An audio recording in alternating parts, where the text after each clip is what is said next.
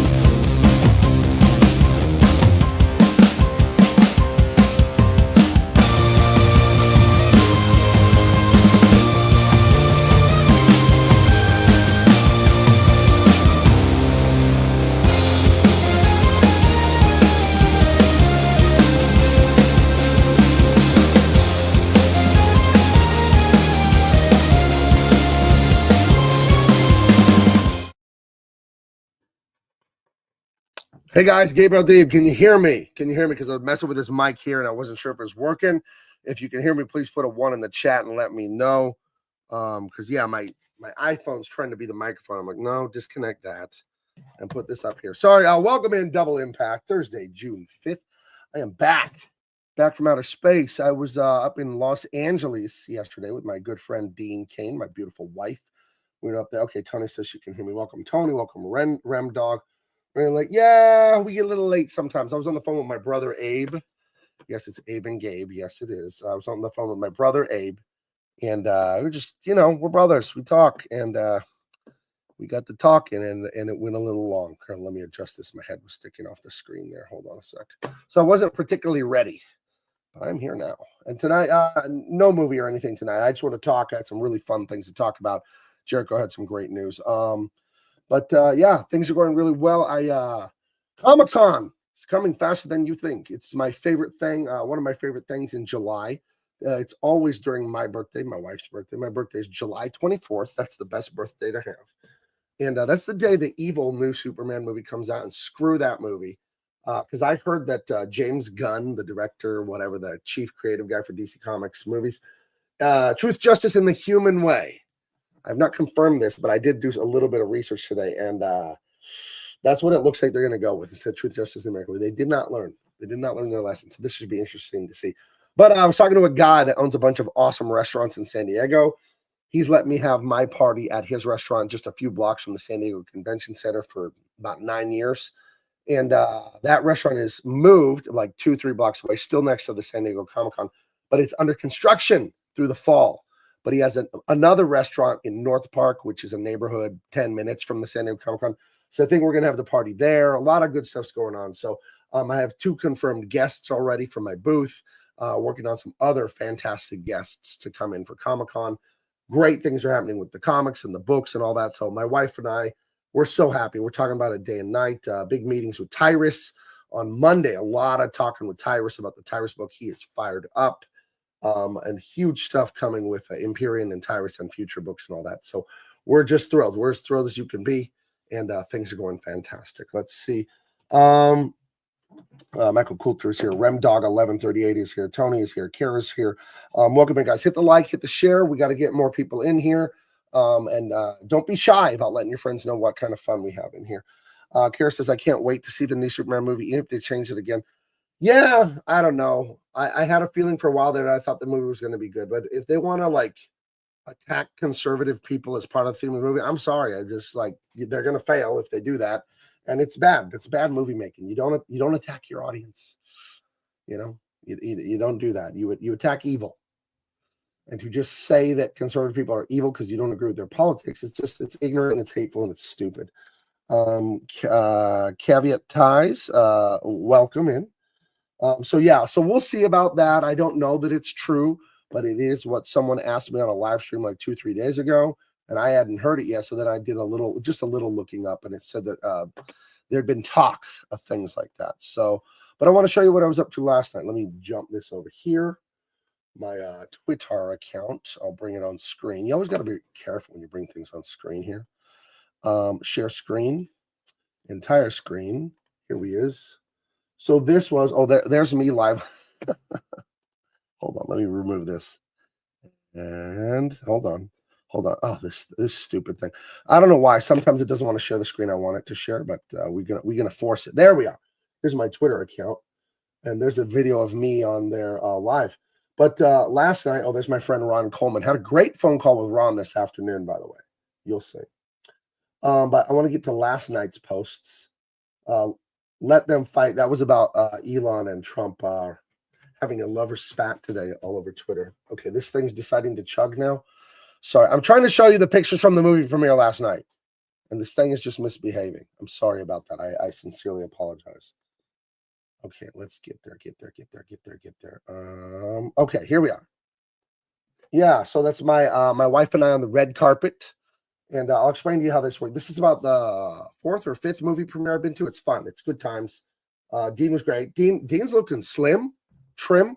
Movie was great. He wrote, directed, and starred in a movie like a family comedy, but it's good for all ages. It's not like, oh, if you're over 7 years old, you're going to hate this and be bored. It's like the material he and I do in the comics, like Star Wars, like Indiana Jones. You can be 7 years old and love it. You can be 70 and love it. And it's called Little Angels, and it's about a mean, rough and tough NCAA college football coach who's the greatest coach ever, and he gets away with murder. And but he finally gets in some hot water, and that part of his punishment, rehabilitation, is coaching a really horrible girls' soccer team. And it's got a lot of heart. It's pretty funny. Dean's actually a pretty funny guy. Haven't seen him do a lot of comedy. It was pretty funny.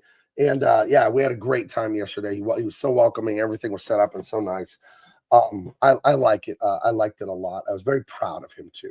When I met Dean, we became friends, I think 3 years ago. Right after we spoke on the phone the first time, he messaged me on Twitter.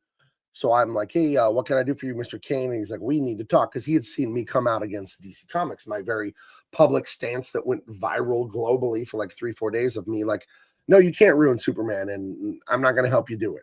So I quit working there after a lifelong dream of wanting to work for Jim Lee at DC Comics. I gave that up because I wanted to stand on principle, and Dean and my other friends that are pretty famous, they saw that and they've stood on principle. You know, Matthew Marsh and Tyrus, guys like that, they've reached out to me because, yeah, it does make a damn difference when you do that. You know, I made very good money. I make more now freelancing, thank God, but I made good money at DC Comics. Worked my ass off for it though. And to just give up your childhood dream, that sucks, dude. But I couldn't in good conscience stay there. So he messaged me on Twitter. I got it. He gave me his phone number. I called him. I'm like, what can I do for you? He's like, no, what can I do for you? I want to know what you're doing, and I want to promote it, and this, that, and the other. And that's kind of how we started becoming friends and had a really nice conversation. But it just so happened after we spoke on the phone, he was coming to San Diego, where I live, to film some scenes for a movie. 1 second. So we went to Fleming's, a steakhouse across the street from the San Diego Convention Center downtown, and we shut the place down. We were there till well after they closed, like we were friends for 30 years. Me, my wife, and him just talking and laughing and this, that, and the other, and they got to know each other. And he had mentioned this movie, because this is 2022, I think, when I met him. And he had mentioned this movie. I think he had just finished it, or he was working on it, or whatever. But over the years that I've been his friend, he's talked to me about Little Angels and trying to get a distribution deal and trying to do this. And just the way it works with some movies, if you don't go with the big studios, you need a distributor, right? So you get financing, you get all this stuff, but that doesn't mean anyone's going to pay the money to advertise it, put it in theaters, put it around the globe and all that. So he's been fighting for that for a few years, and I've seen him. What I love about him, and people that I admire, and myself, is how I try to live, is you don't give up. Okay, you have a setback, you do this, you do that, door gets slammed in your face, but you don't give up. And he has worked on this for so many years to get this thing out, and finally it debuts tomorrow in theaters. Please go see it, Little Angels. But it was a great movie. We sat there in the theater, the two theaters, packed, and it was so nice to see the screen go black at the end, and then in giant white writing it just said, written and directed by Dean Cain. That's all it said. And then other credits start coming up. But it just gave me a little bit of chills knowing the guy, knowing the phone calls and the times we've had dinner and hung out, and he's talked to me. I think the movie's gonna work out, and then it didn't work out, and it's gonna work out, and it didn't work out. And to see him just like push through the disappointment and the trials of it, it was awesome to see it finally pay off. And he was probably sitting like 3 rows behind me. He had the whole middle row with like his mom and his dad and his son, and like relatives were there. And to see, and he came down after the film was over to like thank everyone for coming and say a few words and thank his co-stars. They all stood in the front at the bottom in front of the screen. And as he came down right next to me, I just stood up and shook his hand like, dude, chills. I got chills seeing your name up there. I know this has been your dream for years. I'm very happy for you, very proud of you. And he was just really taken aback. He was really touched by that. So awesome night. You get to dress up. Speaking of dressing up, let me tell you a little bit of story about this suit that I'm wearing here. So last year, 1 year ago, it was like June 12th, almost exactly a year ago, like a week or give or take, I went up to Santa Monica for another movie premiere for Matthew Marsden, star of, Rambo and Transformers and the British show Coronation Street. Great guy, good friend of mine. Talked to him today about really exciting stuff, project stuff, really fun stuff, Matthew. And I went and got a tailored suit. I've told this story before, but I'll tell it again because it happened to me again. I did it again to myself. I got a tailored suit. I've lost a ton of weight. I was like 320 pounds. I'm like 260 now. I got a tailored suit at the Men's Fashion Depot. It's a South African guy here in San Diego. Sell you a suit for like $300. Tailored. Everything looks great. I got a tailored suit to go to Matthew's movie. We go up there. We get a hotel because you need a home base during the day, somewhere to stay, somewhere to, take a shower, get dressed, get ready for the movie premiere. I get everything out of the trunk. We go into the hotel. It's 5:30. We got to be at the movie theater for Matthew at 7. But it's less than a mile, so we're going to make it there easy. And I get all our stuff out of the trunk, and I ask my wife, where's my suit? And she's like, she left my suit here in San Diego. Yes, my wife packs for me when we travel. That's how it is, man. Get married. They'll pack for you.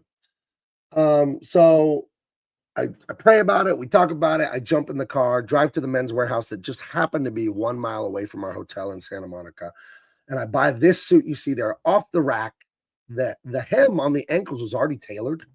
I'm in the car telling the guy, I'm 6'4", 260 pounds. I have a 7-foot arm span. What do you got? And they had a Calvin Klein suit. It was a $600 mistake. So you're looking at a $600 mistake there. So for last night's movie premiere, we're driving up to Calabasas. Just think Hollywood. It's like 10 miles away. We're driving up there for the theater with Dean. And make sure we have the suit the night before, ready to go. Not doing that again. And we got the suit. We got everything. We do this. We do that. We got to a great lunch at a Jewish deli. Oh, my gosh. With the brisket and the roast beef and the potato salad and the bagels. And oh, my gosh. Jewish deli. I love Jewish deli. That's a good lunch. I didn't even need anything else. I had Jewish deli for lunch. I didn't eat. I barely had to eat later. It was very filling. My wife, we got the suit. We have the suit. We're in the hotel in Calabasas. We have the suit. Didn't bring a belt.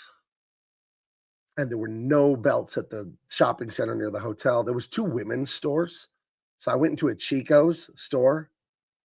Now, if you're a man and you're going to wear women's clothing, I think a store named Chico's is the best place to buy it because it's just right on the nose.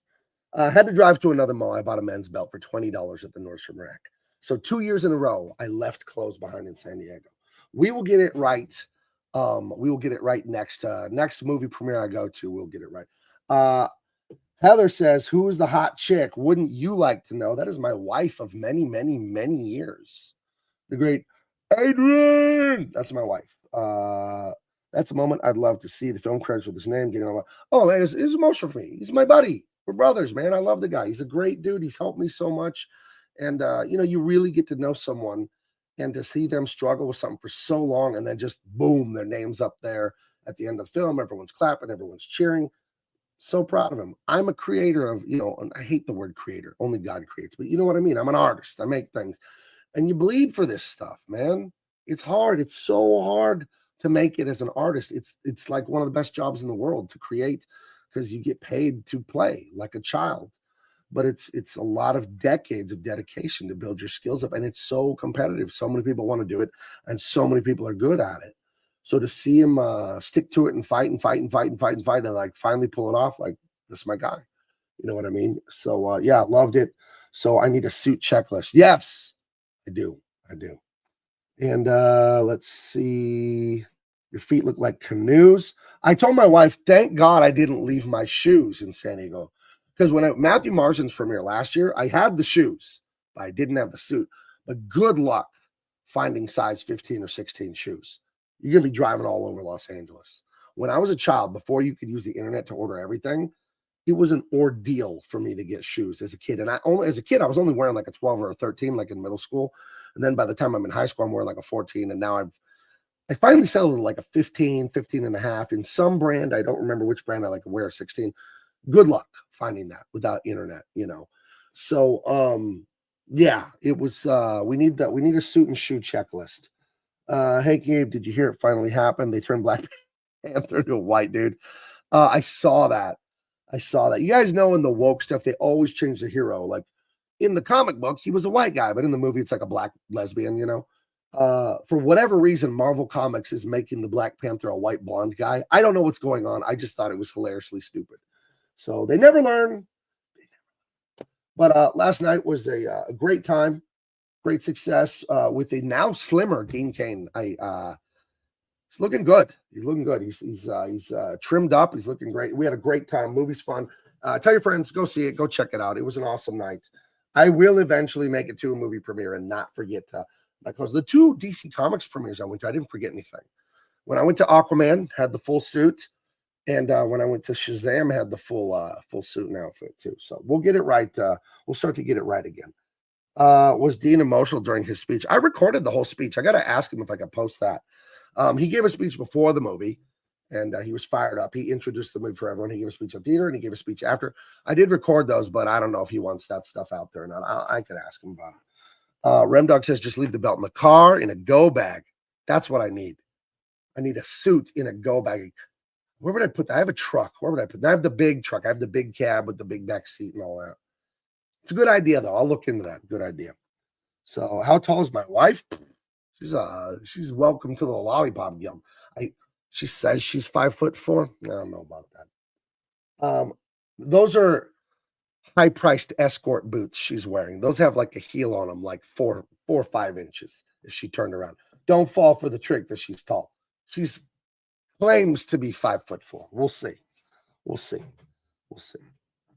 don't believe it. I told her she was 5'2" once. She's like, I'm 5'4". How do you not know how tall I am? I said, listen, baby, when you're this tall, everyone looks short. I don't know. When you're up here, it's different. You know what I mean? So yeah. So that is the $600 mistake, that suit. I like it. And here's the epilogue to that whole story about leaving suits in San Diego. Should be a memoir I write. I left my suit in San Diego. The tailored suit from the Men's Fashion Depot, the South African guy with his discount suit warehouse where they'll tailor you a nice suit. I remember as a kid, I'd see commercials for it all the time on TV. It's like, we ripped the labels off, saving you hundreds of dollars. That tailored suit, I've never worn it. I should wear it to something. Chrome says, what movie was it? It's Little Angels. Little Angels, written, directed, and starring one Dean Cain. Crazy moment in the movie, and this doesn't spoil anything, is there's a scene where they're at a house in Malibu. And I'm not sure if it was his Malibu. I've never been to his Malibu house. I've been to the Vegas house a few times, but I never made it up to Malibu, to his beachfront home. But the house that they filmed, I'm certain that house is 99% of that house burned in the fires. I know that he told me every house he lived in California in his lifetime was destroyed in those fires.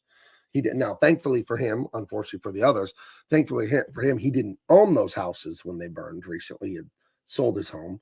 I know he sold the Malibu home and all that. So that's terrible for the people that lost it. But yeah, it was when you're watching the movie, you can't help but think. You're looking at a shot of the Malibu home and the hills behind it. You're like, fuck, those are all gone now. It's awful, man. So yeah. You and your wife look very elegant. Nice to see people dressed up and not show up in a t-shirt and shorts. Yeah. Yeah, that's one for me. Like I noticed like on an airplane, people being slobs. I just feel like if you're on an airplane, at least wear like for men, at least a golf shirt, like a collared polo or something. I remember I flew to Colorado and it was a morning flight with my wife and kids. And they were like in the 3, and then I was in the 1, and then I was with 2 other people. And a girl sat next to me, like a college age girl, like 20 something. She smelled like sweat, you know, clothes smell when they like been sitting in sweat for a day, like sour. She smelled. And she looked like hell. Her hair was all like someone hit her with the pillow. She looked really tired and didn't smell great. And she's sitting next to me, and like, you're too young to be a stinky person. What are you doing? You're like 22. You're supposed to be a beautiful young lady. And she just starts talking to me, and it's early. She looks tired. She's like, oh, I didn't get any sleep. My boyfriend's in the Navy, and he's shipping out for 6 months, so I spent the night with him all night, and blah, blah, blah, blah, blah. And like, and then to top off her BO that she had, she pulls out like a Ziploc bag, like a gallon Ziploc bag with a summer sausage. You know, the kind you, like a salami you'd slice. We're talking like a 8-10 inch sausage here, you know, good 2 inches. This thing's huge. She's not slicing it and eating with cheese that she's slicing. She's gnawing on it like a rat. And so all the perfume of fermented meat and garlic and BO, it was a symphony for my nose, this lady. So I don't know. All I'm saying is wash your armpits, brush your teeth, and don't talk to me about your boyfriend all night on the plane. Trying to go with my family to Colorado. Please don't talk to me. It's weird. But she was the stinky sausage woman. It's an interesting flight. So there you go. Yeah, people on the plane, don't be slobs, and don't bring a dog. Knock it off with the dog. Nobody believes you, by the way, with the dog. Knock it off. It's enough. So, yeah, I had a great night last night. Business meetings, business stuff couldn't be going better. I said right at the top, a thing I'm very excited about is getting a venue for the Comic-Con party that we're going to have. It's going to be awesome. So Stinky Woman is also Sausage Woman. She should be on the no-fly list. Yeah. Ugh. Yeah. I don't know. Hey, Gabe, what is Empyrean about? Oh, what is Empyrean about? Let me go. I want to get the actual log line from the book. Give me 1 second to open that. I want to read you the log line. I'll try and do like an actual reading of it. Let me open this file, and then I got to open this file. Let's see. Will this give it to us? Okay, I'm going to open this file. This is an Adobe Illustrator file, but I think I can just open it with Preview instead of Adobe Illustrator, right? Okay, here we go. I'll put it over here. This is the opening page of Empyrean. Let's see. You'll love Empyrean. I'm a good writer. I'm a fun guy. I write super fun, interesting stuff. I'm gonna go try and go to movie trailer voice on this. Let me get a little water first. We'll see my performance.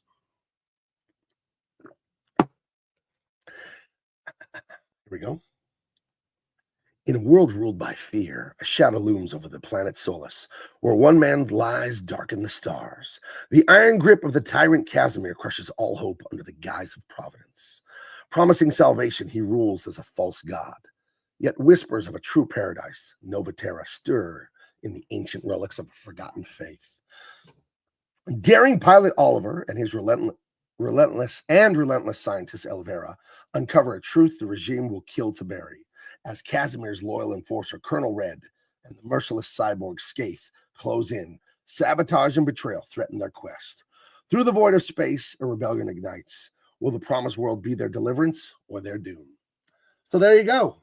People are living in a world that they think is kind of hunky-dory and cool, but this leader, he's not it's a little North Korea thing, right? The great leader, food, water, shelter, but it's not all as it seems, and there's a way better way, and there's proof and evidence of it, so they think. Is it real? Is it not? Will Casimir, the tyrant, will he kill to silence these people that are on the trail of this new world that is an actual paradise? Or is it all fake, but he still wants to kill to stop the rebellion? I don't know. You have to read it to find out, but you will fucking love it. It's fantastic. It's everything I love about Star Wars, Interstellar, the heart and the love in that. There's a lot of the heroes in this are a husband and wife. Oliver and Elvira. So to me, and there's a family element there. They have 2 kids. There's cyborgs, there's robots, there's jumping through hyperspace, there's crazy stuff in this. It's a lot of fun, but it doesn't matter that it's in space. It could have been a Western, it could have been in Victorian England. It doesn't matter where it is.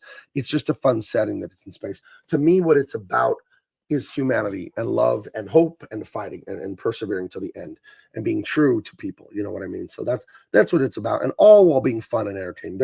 There's comedy in it, like there was comedy in my Dean Cain book. There's comedy in my Tyrus book. But what I don't do is I don't OD you guys on the comedy like the stupid Marvel movies where they're just like, get it, every 3 seconds with the most hateful, insincere comedy in the universe. So, yeah. Tesla stockholders lost 152 billion today. Yeah, but it'll bounce, buy the dip. I have Tesla stock, and I lost thousands today. And I'm all right though.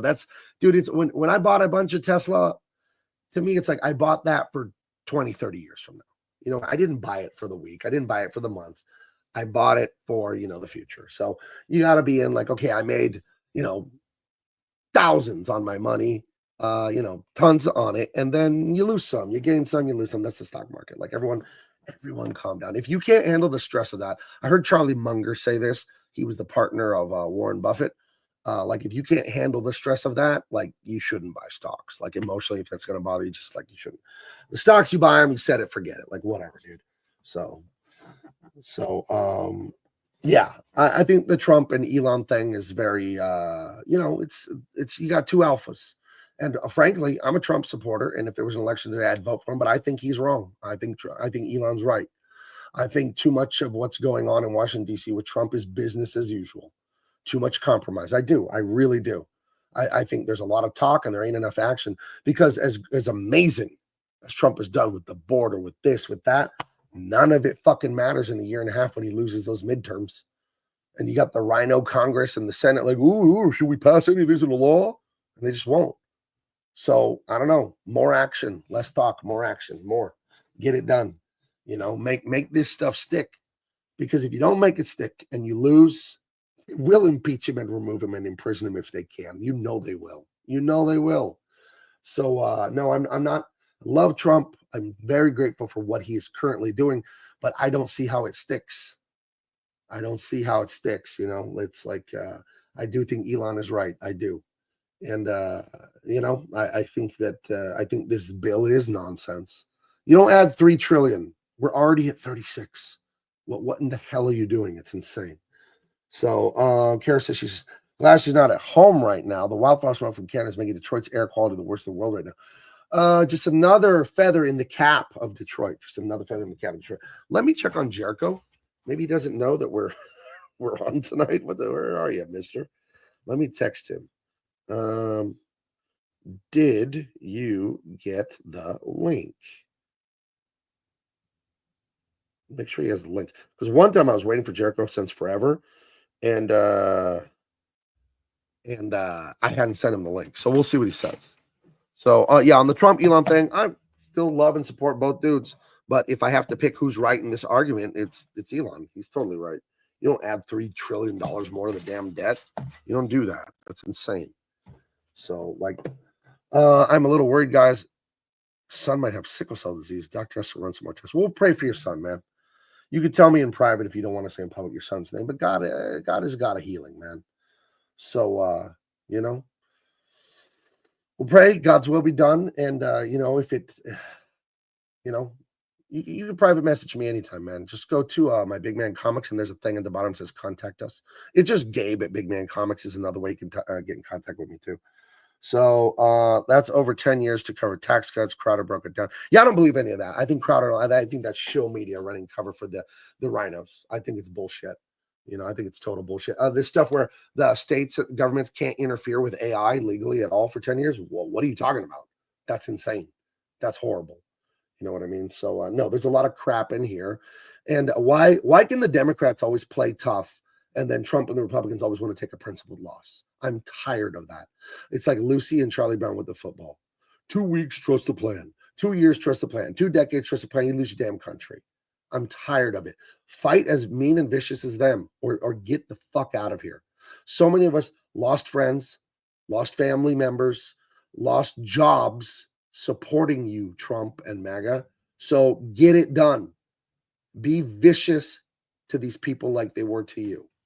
Like, what does it matter if they stay in power and they're there 4 years from now when he's gone? It doesn't matter. Arrest them. The criminals, follow the law, arrest them. There's no reason the Epstein list shouldn't be out. You promised that. Put it out, and if there's criminals, arrest them. What is the problem? What's the problem?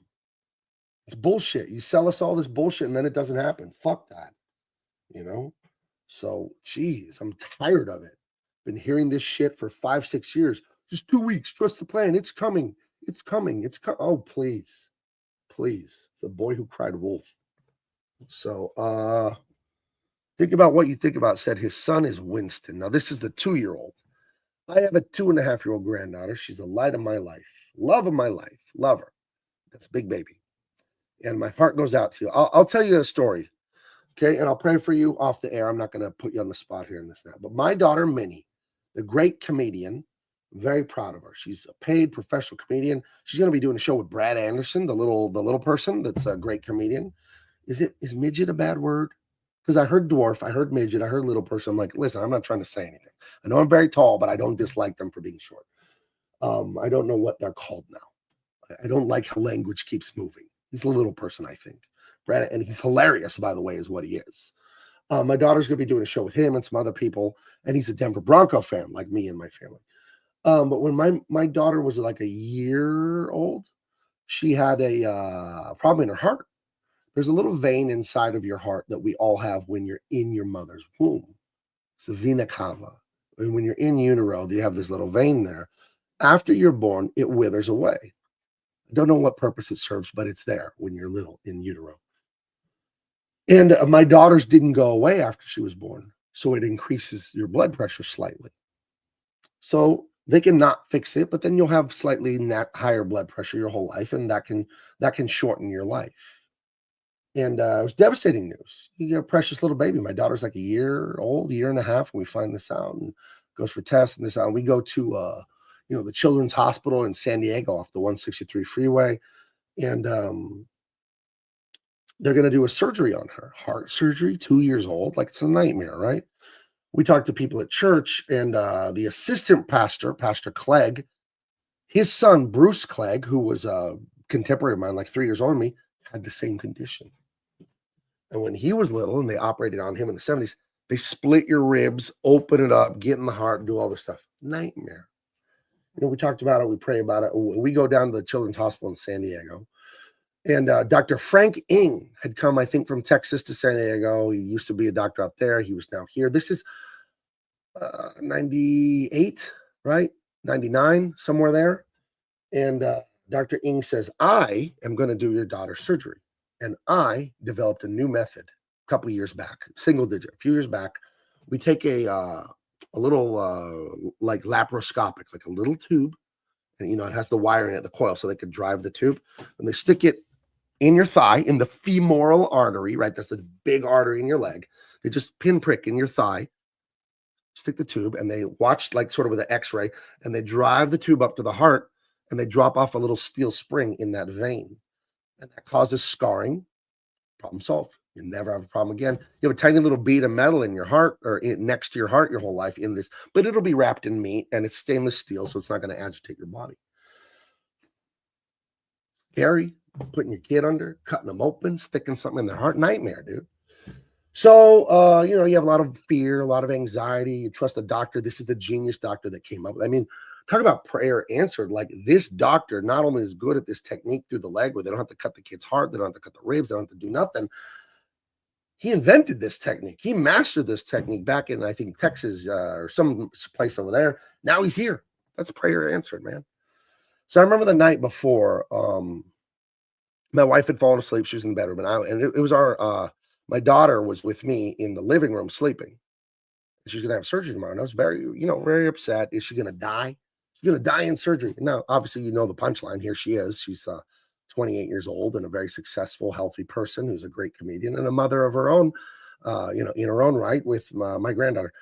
But I remember I prayed about it like, oh, God, please don't let anything happen. And, if someone has to die, let me die instead. You know what I mean? Like, really.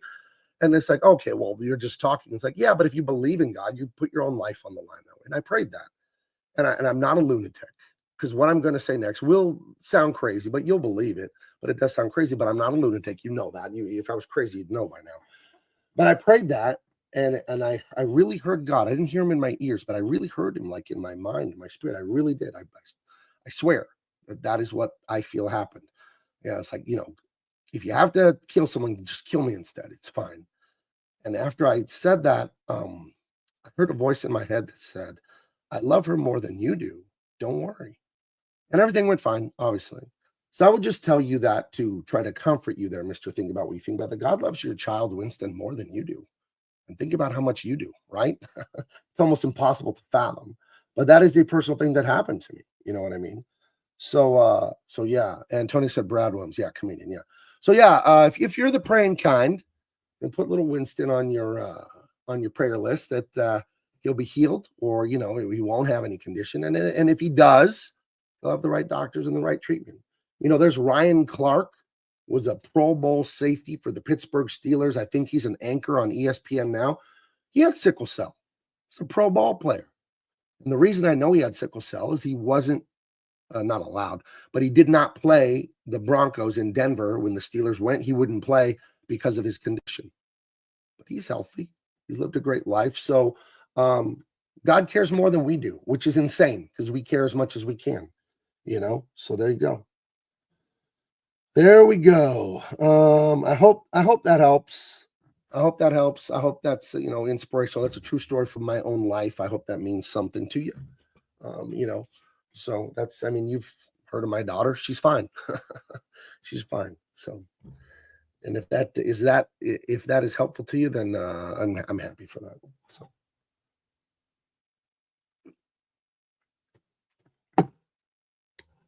Let's see. Let's look at this. Looking at the chat here. Let's see. Caveat ties. Hell yeah. I used to live in Denver for my dude. I was a huge John Elway. Yeah, I'm a giant John Elway fan. He's probably my favorite football player, just because when I was growing up as a kid, he was the man. He was the guy, quarterback, going to Super Bowls, eventually won a few of them. But John Elway did have a golf cart accident. They were on the golf course. The golf cart crashed, and his good friend, I think a longtime agent or lawyer or just an associate of his, just a friend of his, died afterwards. Got injured really bad in the golf cart accident and then died. So yeah, that's not great. So let's see.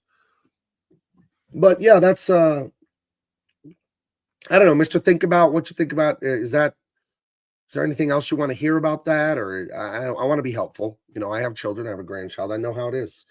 I know how once you have them, I think it's you realize you can't know this if you don't have kids. You do realize it's the only thing that matters is love, and like true love, like where you like do the right thing, love, sacrifice love. So let's see. Thank you all. The doctor said we will probably meet a hematologist next. Okay.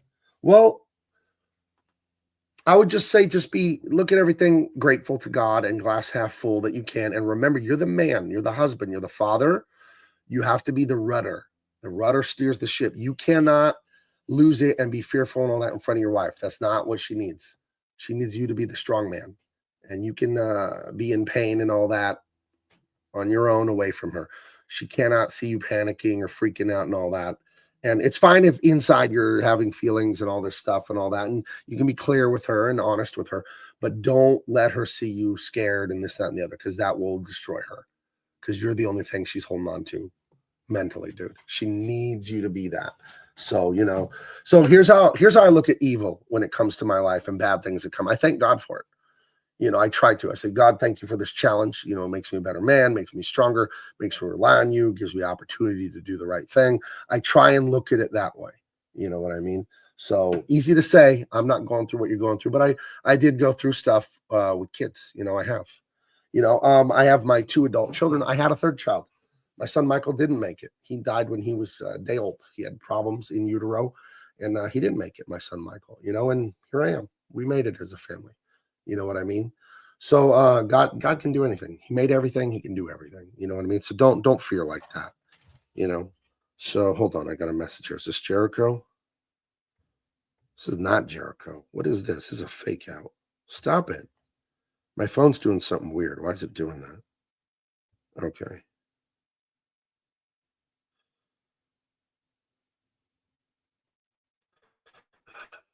Okay. Family drama, but not relatives. It's relatives. So let's see. So we'll pray for the doctor. Sure, yeah. Pray for all of it. Antonia 707 says, got a scar on my wrist from when I was 3. When people see it, they think it was self-inflicted from the lid of Spam. Mom always sees angels, and her dad was watching over me. Wow. I remember when I worked at Pizza Hut in high school. You know, you're fast in the kitchen, you're making pizzas, you're getting boxes, you're opening new pepperoni, opening jars of this, that, and the other. With big, half a gallon thing of pineapple, because people put pineapple on pizza. I don't mind it. I don't know why that's so controversial. I don't like pineapple on pizza. I don't hate it. It's fine. Whatever. If that's all there is, I'll eat it, I guess. But the lid is up and it's super sharp and it was thrown into the trash. And I was trying to push the trash down to make room, and I stuck my fingertips right into that pineapple lid and just sliced the tips of all 4 fingers. Oh man, that was something. That was something. That was not great. Let's see. Think about what you think about. Concerned about his son once. I think it's just enough to know other people care and that God is aware of it all. Yeah, man. Yeah, man. That's it is. It is. It's a thing to take solace in. So Antonio said, you just gave me chills. Are we talking about the pineapple lid or are we talking about something else? The pineapple, that did not, that felt terrible, man. That was not great. So it was not great. But let's see. So here's a question here. So anything you've written into a graphic novel, I can share with my young nephews? Of course. Yeah, I don't make anything you couldn't share with kids. I make it to make sure adults are totally intellectually stimulated, challenged, and engaged and have a great time, but I don't put filth in my books. So again, like in 1977 Star Wars, that's intriguing and interesting for an adult, thrilling for an adult. But a 6-year-old can watch it, a 5-year-old can watch it and love it too. And that's how I make my stuff. So Gabe, one day I was cleaning my razor blade. I don't like this story at all. He accidentally sliced his finger on the blade and it hurt like a bitch. I got a tactical knife. I'm not going to show it to you. YouTube's weird. I have a knife over there. It's a tactical knife with a thumb ring, and it's made for stabbing. And it's hardened steel, and it's insane. It's got a Kydex holster. Kydex is this really hard plastic composite material. And it was hard to take the knife in and out of the holder. So I was trying to figure out like the best way, like rocket, thumb, leverage, whatever. And I was figuring it out. And I was in the kitchen with this nasty knife I have.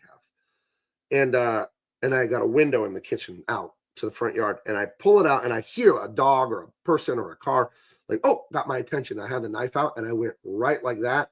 And the knife just sunk into this pad right here on my pointer finger, like an inch.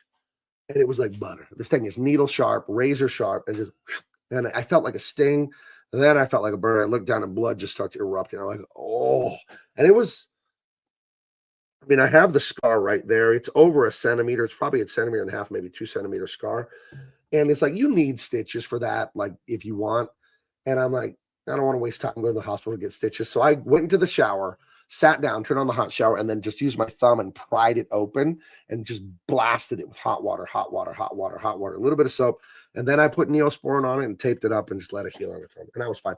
But I think I sliced the nerve a little bit because I would just feel electric pain going up my finger if I pushed on that spot for like a couple months, like right there as the nerves were healing. So that was not a great one. That was not a great one at all. So yeah, you gotta look at what you're sticking knives into. You gotta look at the business end of the knife. You don't want to screw that up.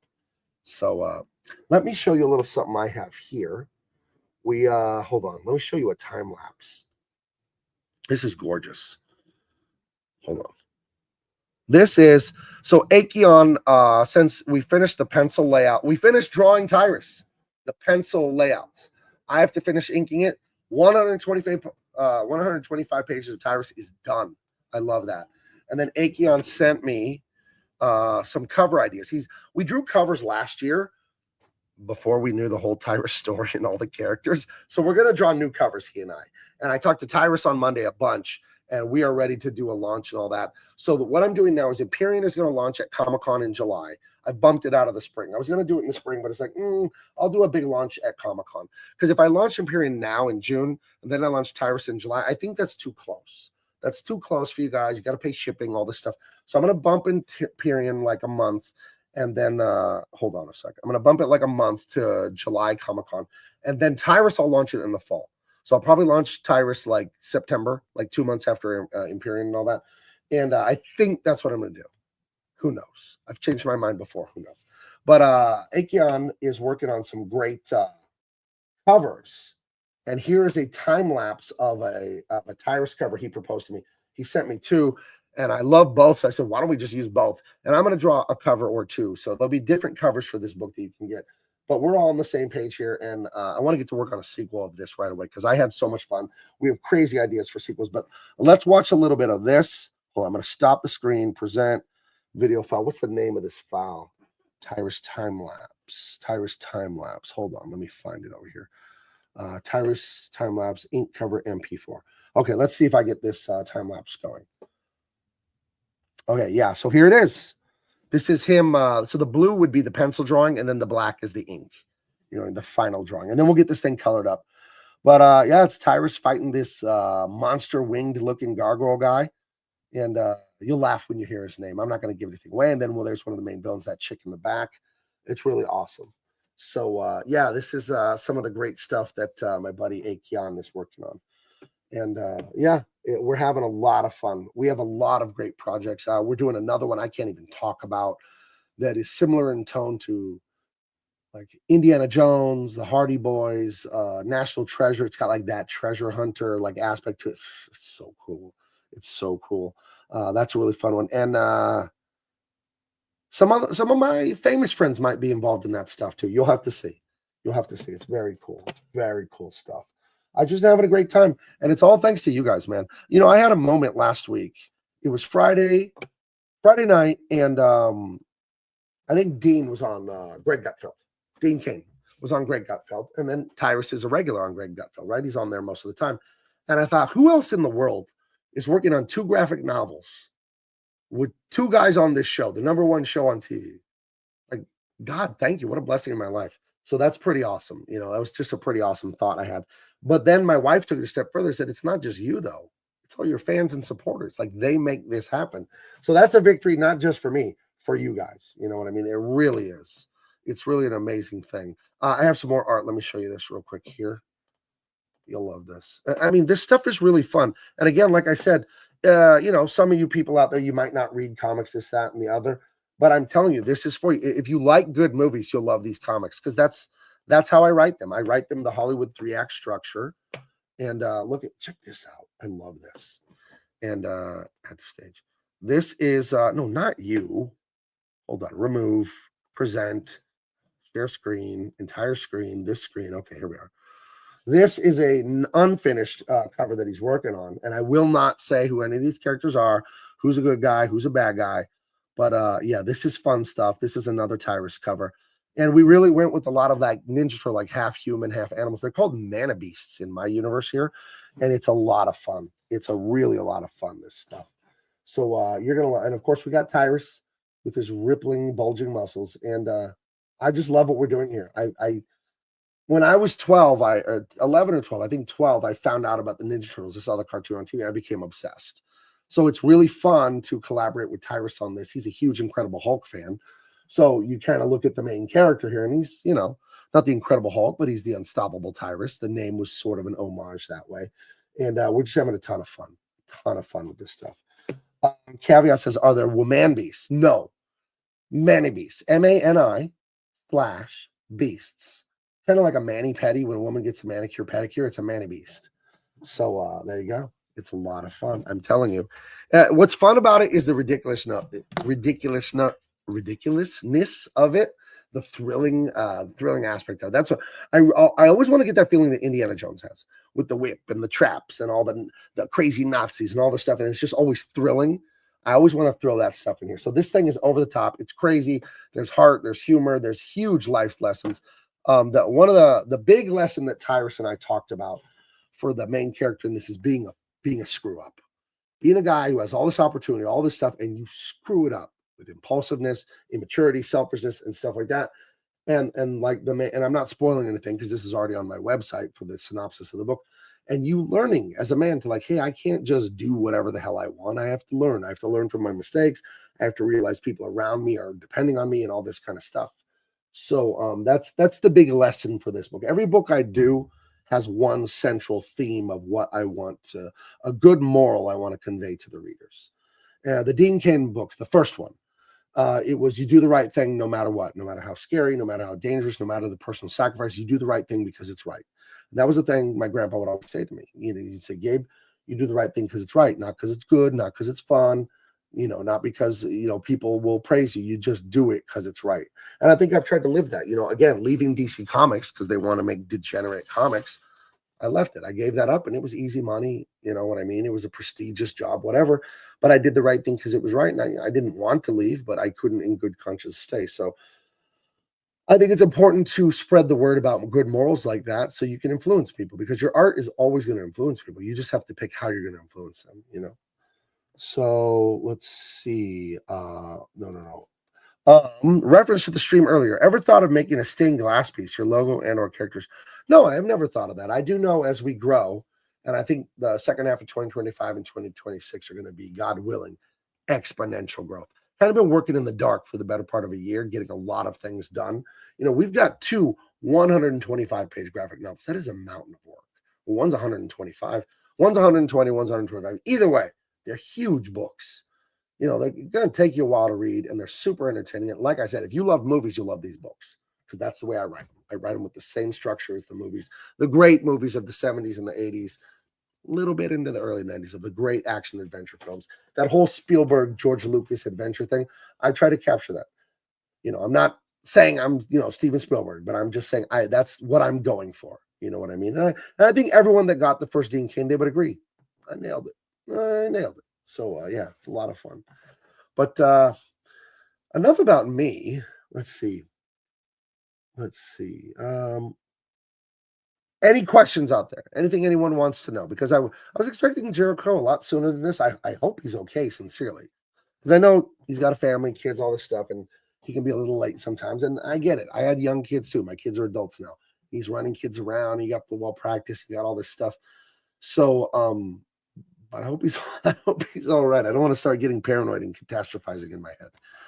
So let's see. Stop sharing that. Hold on a second. Copy. I got to do something really quick on the internet. Let's see. Inbox. Compose. Jericho. Hold on. On the off chance that I never sent him the link, which I think I did, I'm sending it again. Just in case.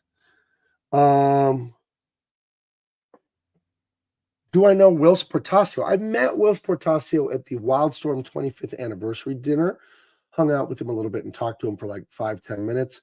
Other than that, I don't know him. Love Whilce's art. He is one of the underrated guys. He hasn't done a lot of work in recent years. You know, the guy's probably like 60, 65 years old. So he's not like in his heyday of the 80s, 90s and all that. One of the great artists of the 80s and 90s, Whilce Portacio. Love the guy's art. Super influential to me as a young man. Jericho's late because he's telling bedtime stories. It could be. Family first. You know, whatever he's doing, you know, family first. You did really great on Dean Cain, All-American Lawman. Looking forward to Volume 2. Yeah, it's going to be a while for the Volume 2. What Akion and I have realized is I was very ambitious. About a year ago, I announced all 4 of these books, and you see we're to July, and I have these 2 done. I don't even have this one done. I have this one done. Haven't even started drawing this one. Haven't even started drawing this one. Going to rewrite Dean Cain. Haven't even really written this one. Just have the ideas written down. I realized it was too ambitious. And thank God I didn't take money up front on the crowdfunding because I would be feeling anxiety every day. If I had taken money for these books, but I hadn't gotten as far as I needed to, you don't want to do that. There are some guys out there, they have books that are 2, 3, 4 years late, and they must feel terrible when they think about it. So thank you guys for trusting me. But one thing I realized is I either have to hire more illustrators because Akion and I can only draw so much every year, or I got to slow down on the books. You know, so I think this year at Comic-Con, I'm announcing one more book, and that's about it for now. But we're gonna do as much as we can, but I don't want to burn out. You know what I mean? So let's see. Hardy Harmonica, welcome in, friend. How you doing, buddy? It's been a while since I've seen you. Caveat Ties, he's doing the cover of our Noir project. Oh, Will Portacio, really? That's awesome. He's one of the greats, one of the best X-Men artists, you know. And he was a San Diego guy back when I was a kid. Him and Jim Lee and Scott Williams and those guys, they had Homage Studios, which eventually became Wildstorm, where I eventually worked. Gabe, have you heard of a guy called Mugen Lord? He's another talented comic artist out of Philly, PA. You should check out his stuff. I think I've seen his face on Twitter. I think I've seen him. I think I saw someone arguing with him, to be honest. Everybody's arguing on Twitter. Stop arguing. Yeah, so that's awesome.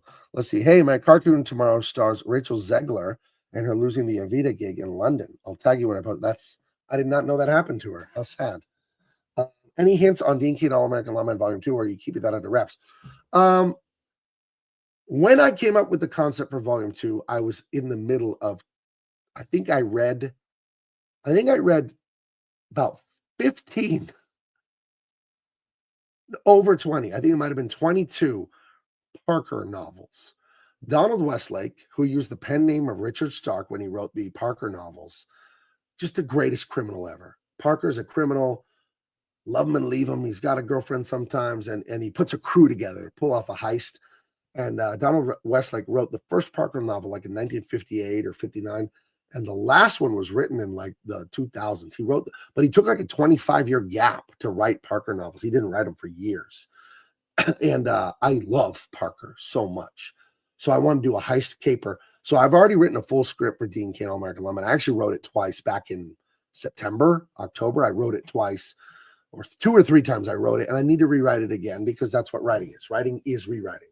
And I do have the main idea. I wrote a full script, but like all scripts, it needs polish. It needs polish. It needs editing. Take that out, put this in, fix that. And just been too busy on other stuff. So we'll get to that, but you know, that one's looking more into 2026. Sorry, I'd rather do it right than do it fast. You know what I mean? I don't want to do it fast and screw it up because it's only going to come out once. It's only going to come out once, and it's your hard-earned money. So good things come to those who wait. I don't want to wait either. Believe me, I'd be doing all these once a month if I could, a new book. But it's the nature of drawing. I sit there and draw a page. I do 1 page a day drawing. You know, sometimes I'll do a page and a half, and dude, you get tired. You can only do that for so long. You don't want to burn out. You know what I mean? So frankly, you can actually, I mean, look at my hands from being an artist. I can't straighten that finger. I mean, I can if I go like this. Forget it with my pinky, right? Like, forget it.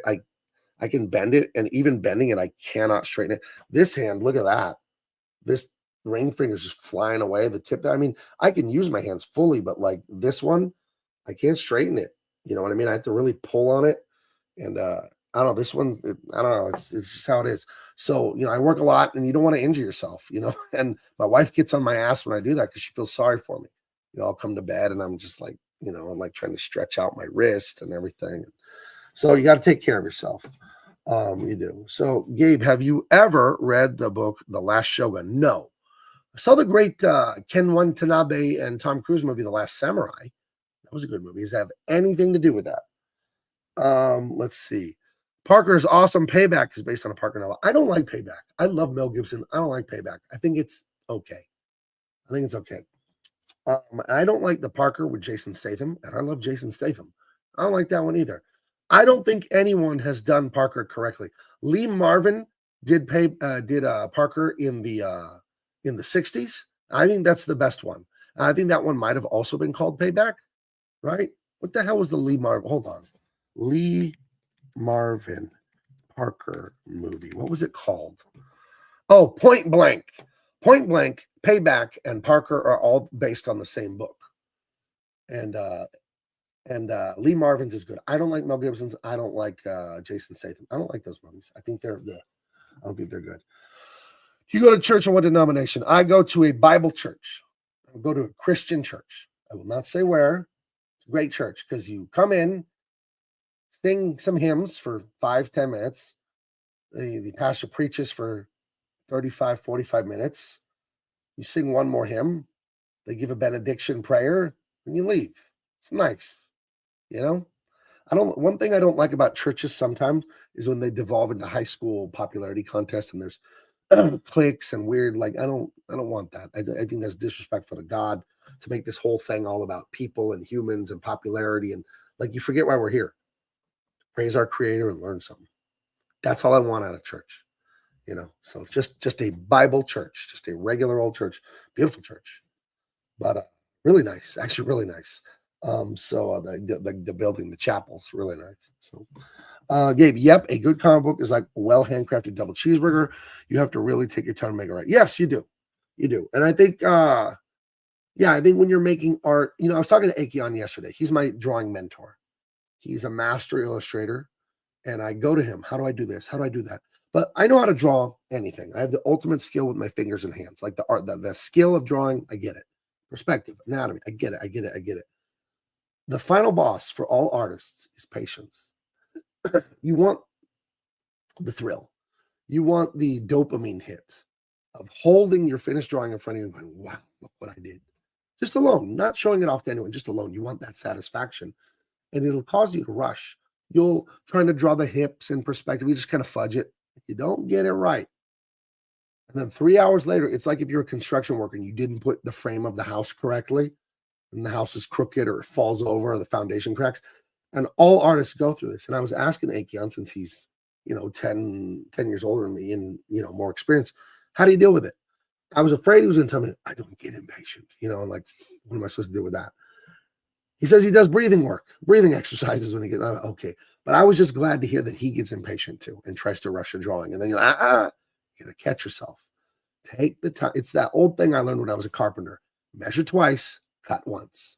And I'm telling you, when you're drawing, when I look at people and they're like amateur, but they're almost on the edge of being a pro artist, I can see the impatience. They want it so bad. They want the validation, internal, external, both, whatever.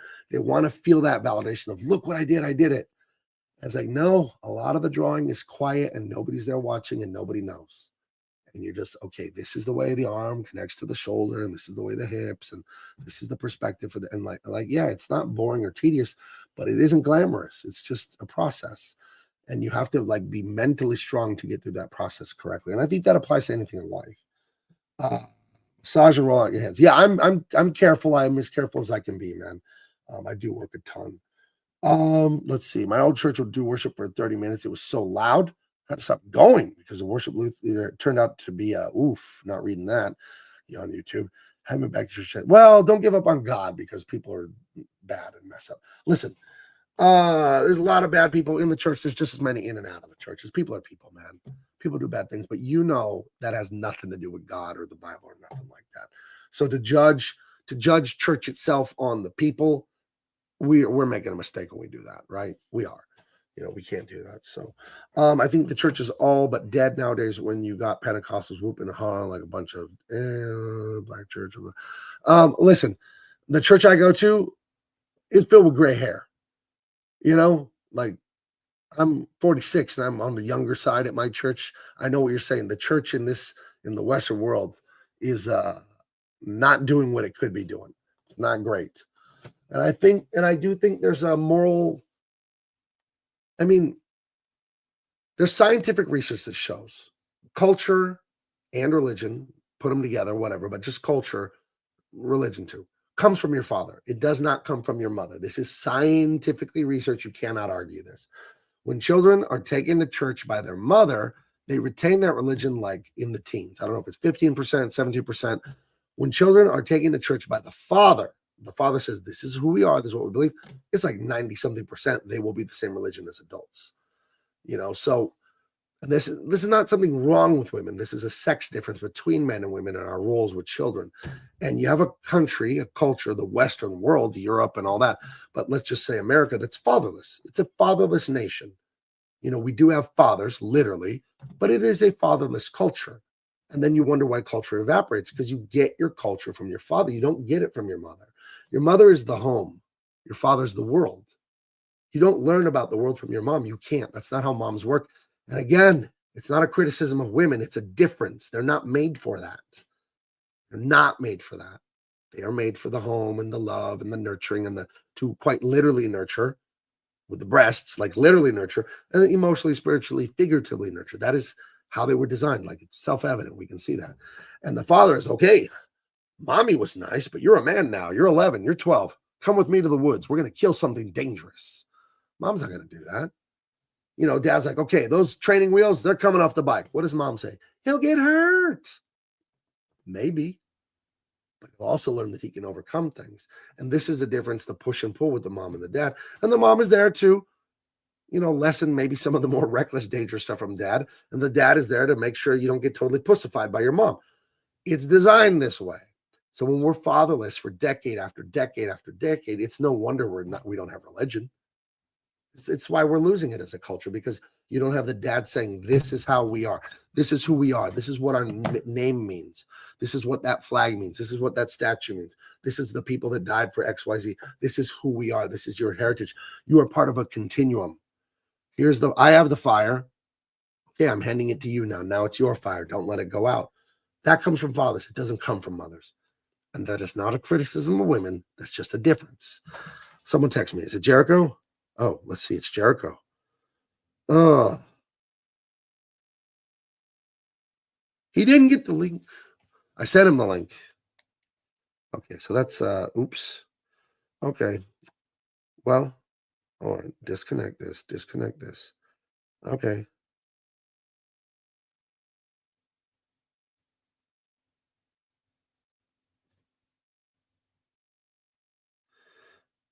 Hold on. I'm talking to Jericho. Okay. All right. You should be coming in a little bit. There was a little bit of a snafu there, a schedule change, a lost email, all that stuff. Every church I've gone to is very cliquey. That sucks. Gabe, they have LGBTQ churches now. Oh my gosh.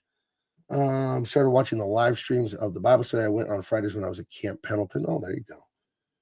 My church's attendance is not as good as it should be. I work night shifts as a nurse, and so sometimes it's hard. I need to do better. We all need to do better at everything. Don't beat yourself up. Just as long as you're trying, you're trying. So let me see this. Stop that. Delete that. Okay. All right.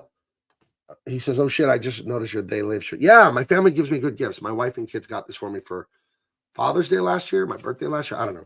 They give me cool stuff like that. So, but hopefully Jericho will come in. He can we'll do about if he comes in, we'll just do like another hour, and then we'll be on our way around 9 or 10. Hopefully he'll come on in. So let me text him one more thing. So okay, he says be right there. Okay. Oops. So yeah, he didn't get the link. He's supposed to get it earlier today. So let's see. I just know it's getting late for me. LOL, Gabe, you should do double pay and more reasonable time for us. No, I can't. So people have said that since I've gone online. You have to consider where I live. I live in California. I can't start streaming at 4 because that'd be 7 for you. That'd be great for you. It's still the work day here. I work until like 6 or 7, and then have some dinner. So like I'm never gonna do that. I'm never gonna do that. That would be, to sound selfish, that would be very inconvenient for me to stream at 4. I used to do a show and they would start at 4 or 5, but it was someone else's show. I hated it. I'm still working. It's a work day. So, I get it. And if I were you, I'd feel the same way. I'd want the dang show to start earlier. But I'm on the ocean, man. I'm on the beach here. So is Jericho. We're out here. We out here on the West Coast, on the best coast. Here's your real solution, Kara. Just move out here. Just move back to Camp Pendleton where you started your military stuff, right? You were at Camp Pendleton, right? So that'd be a good solution. You have way better weather than Detroit. Way better Mexican food. I think it's probably impossible that Detroit has decent Mexican food, right? That's got to be impossible. There's no way. There's no way in hell. So yeah, I get it. I've thought about it once before, like, oh, maybe I should do my streams at 4 or 5. I hate that idea. Just where I live, I can't. Kara says she's never moving back to California. Thanks. Oh, it's paradise. It really is. Can't beat it. Where I live, it's 65 to 75 degrees year round. Doesn't rain. Rains a couple times a year. It's just blue skies every day. It almost seems like it's not real. It's like blue skies, 71. It's going to be 70 tomorrow. It's going to be 65. Get your jacket. It's going to be cold. It's going to be 75. Better break out the iced tea. It's going to be hot, so I'm a Midwestern. I need my seasons. I live in Colorado. It has 4 seasons. Colorado has beautiful weather. People think it's snowing in Colorado. It's not. It would snow like single-digit days in the winter. It would snow like 10 days out of the whole winter, 15. And when it would snow in Colorado, the snow would melt in a day. So it was usually just kind of gray skies and like cold in the winter. And not too cold, 40-something, 30-something. But I wore shorts and a jacket usually, and then I got used to it. Let's see, 6 or 7, but 4 is a no for our time zone. Yeah, can't do it. 4 is just, that's insane. That's too early. I prefer my 25 below winters. I was walking to class one day when I was at the University of Northern Colorado, in the year 2000, and it must have been 2002, 2001, 2002. And it was negative 19 out that day. And the liquid in my eyes, the tears, they started to crust. I got in my car and went home. Forget that. That's too cool. Let's all live at Gabe's house. What are you trying to do to me, man? Do you know how much milk I would have to buy? How many eggs I would have to? You know how many eggs I already buy? I have chickens, though, so I do get eggs from the yard and the store. And it is true. The eggs from the yard, they are better. They're more orangey. They're allegedly a lot more nutritious. So, yeah. I prefer no snowy weather, as I live in the greater state in the union known as Texas, and I love it down here. I love the rain. I drove through Texas 3 years ago on my way to Disney World, and I went to Texas as a kid a few times, and it was an interesting place. Texas does have one thing, but hopefully it'll just spread to the whole nation, and then Texas won't have this advantage anymore. They do have Buc-ee's, the greatest truck stop in the universe. Buc-ee's. It's not a truck stop. Trucks are not allowed there. The greatest gas station in the universe. You got to see these things to believe them. It's like the size of a Walmart. It's like 100,000 square feet. Has every snack you could conceive of and ones you couldn't even imagine in your wildest fat person dreams. Buc-ee's is a wonderland. It is a true testament to American greatness. But they now have one in Colorado by my dad's house. And they have some like in Alabama and Louisiana. I think they have one in Florida and Daytona Beach. So Texas, you will not hold on to Buc-ee's for very much longer. We will have one in San Diego eventually. So there you go. Let's see, Gabe. But I do love Los Angeles, and I do love I hate Los Angeles, Michael. It's so bad. I was there last night. I hate Los Angeles. These are 2 of my favorite cities in California, and if the California counties go red, I'm visiting California again. Visit anyway. There's no harm in visiting. I hate Los Angeles because it should be a wonderland. Los Angeles has good weather. It doesn't have as nice weather as San Diego, but it has good weather.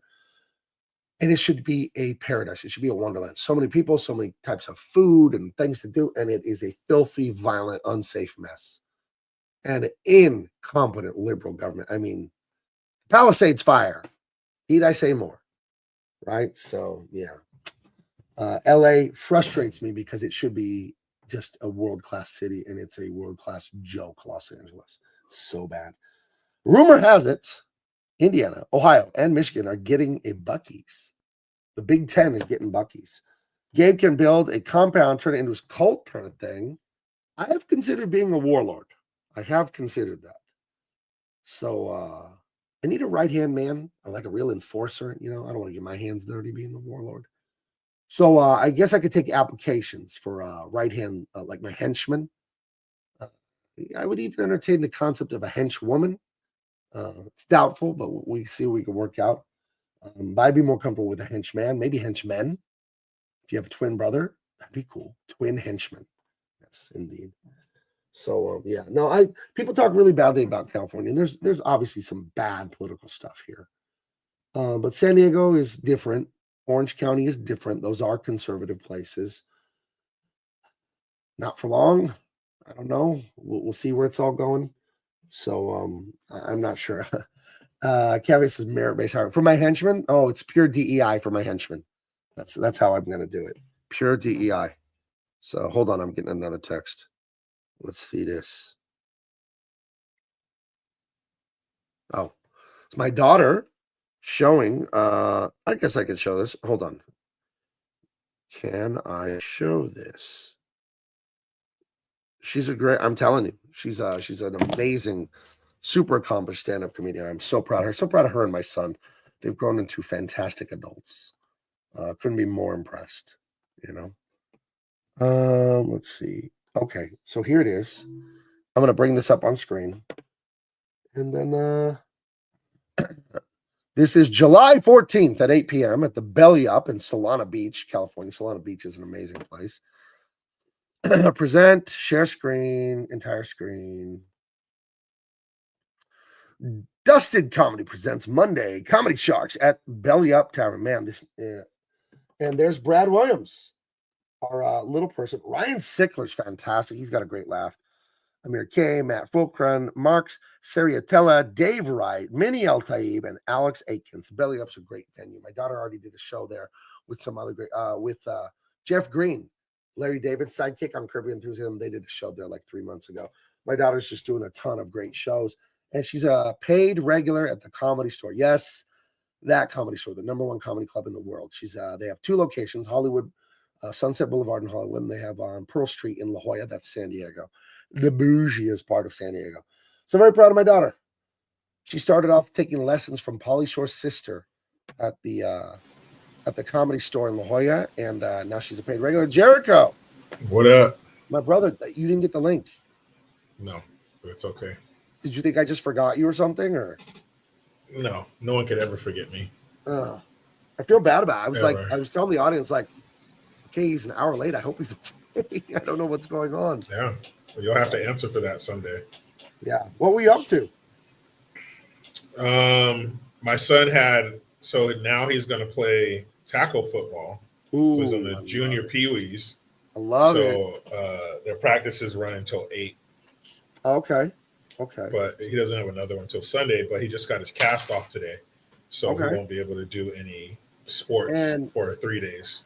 And you're bearing the lead. Your son, flag football champion of the league. We won't say the league because we don't dox areas, but son's a little tough guy. He won a championship with a busted thumb. With a broken wrist. Broken wrist. Ooh. Yeah, had his cast on, a little bit past his wrist. But we practiced at home. He was able to catch and stuff like that, and he never dropped any passes in the game. And they won a championship. And the coach even got him these big old rings to say champion on it. Like I saw it. You sent me the picture. He's given the ring and everything. Yeah, awesome. So that was pretty cool. And the best part about it was to see all of their hard work pay off, because the Pee-wee's coach was his flag football coach. Okay. And these kids were watching film once a week. The practices, according to the league, were for 1 hour. They would go 2 hours most of the time. And the coaches were hard on them. They were tough. Yeah. And these boys worked really hard. It's hot. The game, they played a doubleheader. It was over 100. So these kids are out there playing. These little 9 and 10-year-olds were working hard, and to see them, and not only did they win the championship, but it was against these little shitheads. Oh, it was like a movie. Man. Where it was the bad team with the mean coach and they cheat and stuff like that. All that talking shit. And that was their only loss of the season, and they took that one pretty hard, which was cool. I gave him, about an hour to just let it simmer, let the flames die down a little bit. He was very upset. It was good to see that he was upset. That means he cares about winning and losing. And it was really cool, man. It was really cool to see it pay off. And then that's awesome. So the championship, it was a playoff game, and then the championship game. If they beat that team, they're on to the championship. If not, they get some little, consolation bowl, like the O'Reilly Auto Parts Bowl, on January 27th, that nobody's watching. It's your mom's insisted you still get to end the season on a win bowl. Yeah. Just, you don't want that. I'll tell you about that, but first I have to get to you got roasted just now. Think about what you think about. It says, JG, you can't be late. It's Pride Month. Hey, we all have to be on time, and we all have to be allies, by the way. I hope everyone out there, check yourself and make sure that you're being an ally right now in every way, every day during the month of June. So my son played Pop Warner tackle football. He played tackle football since he was 8. In Colorado, he was 8, and then we moved here when he was 9. And he played La Jolla. That's the richest, bougiest, whatever. Some of these moms, some of these dads, the spoiled, protective kids. Ugh! was Coach Gabe, tough guy coach, defensive-minded coach, and wasn't the head coach, so I wasn't in charge, but I was a defensive coach. And they did really well. And with 3 weeks to go, they needed to win out to make the playoffs. Mm-hmm. I remember I love stuff like this because you could talk to little boys like, who cares if we actually win the championship or not? But you can give such great life lessons. And every week we're doing good, we're doing better. And if we win this week, guys, we get to come back next week. And if we win, and then we got to the playoffs. And we, you know what I mean? Like if we keep winning, we can keep coming back. And we got in the playoffs, whatever. I think we won one game and then we lost. Got our clocks clean, season over. It's sad, but hey, it's a good life lesson. It is. These rich country and La Jolla, I'm not kidding you, billionaires live here. This is where my son's playing football. This is when they rank the richest parts of America, La Jolla is in that top thing constantly. It's one of the richest parts of the world, La Jolla. Mitt Romney has a house there, just so you know. So the rich, entitled people, some of them, not all, but some, their sons can't end the season on a loss.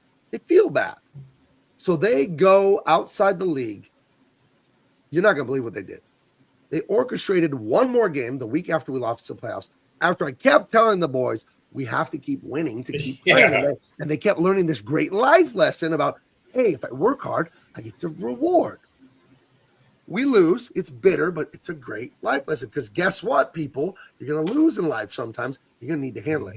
These weak-ass rich moms go outside of the authority of the league or whatever and schedule a game with the Coronado. That's where the Navy SEALs are from. Coronado. There's a Navy base there.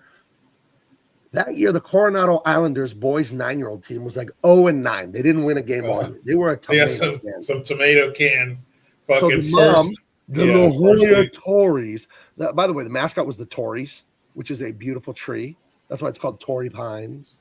You know, the La Jolla Tories, the team I'm coaching for with my son, their moms go and orchestrate an extra game against Coronado 0-9. Now, you know and I know what the fuck is exactly going on here. They want to beat Coronado and end it on a win. I, as a coach, refuse. I write an email trashing this, saying how humiliating this is. No, I'm with your boys every day for 5 months. I taught them a good lesson. We didn't win the game. That's the way it goes. Well, you're robbing them of something here, blah, blah, blah, blah, blah. And when I hit send, I sent it to every Pop Warner team. And this is an accident. I didn't mean to send it to everyone. I sent it to the private school that was affiliated, grades K through 12. That athletic director spot, hundreds of people got this email. Needless to say, they fired me from coaching that week. Whoops. And then they asked my son, well, your son can still play if you want. And I asked my son, do you want to play with your teammates? And he's like, no way, I don't want to play with them. So I never coached in that one, that league again, but my son played in that for another 2 years and then went on to high school where he was a great player, a two-way player. He got to varsity as a freshman, my son, in the playoffs. They moved him up to varsity. And he was a second-team all-league defensive line as a senior. And they won the championship 3 times when he was in high school. So he was a great player. And I was right. You don't schedule a game against an 0-9 team because your kids lost. You let them feel that loss. You'll make them. You gotta wear it. They gotta wear it. They gotta see what it feels like. Candy ass shit I've ever been involved with.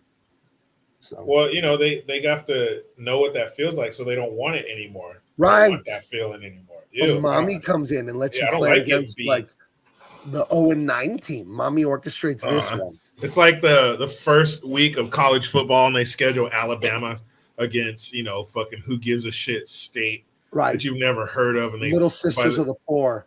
Yeah, and then by halftime, you know, it's 45-0. Right. Yeah, that's you know, and the like I said, the game before the team that they lost to, they got to face them again. So the first thing the coach told them after they lost was, "Remember this. Remember what this feels like. Remember to have a loss like this again, and especially against some little turds, you know, who are just being little shits."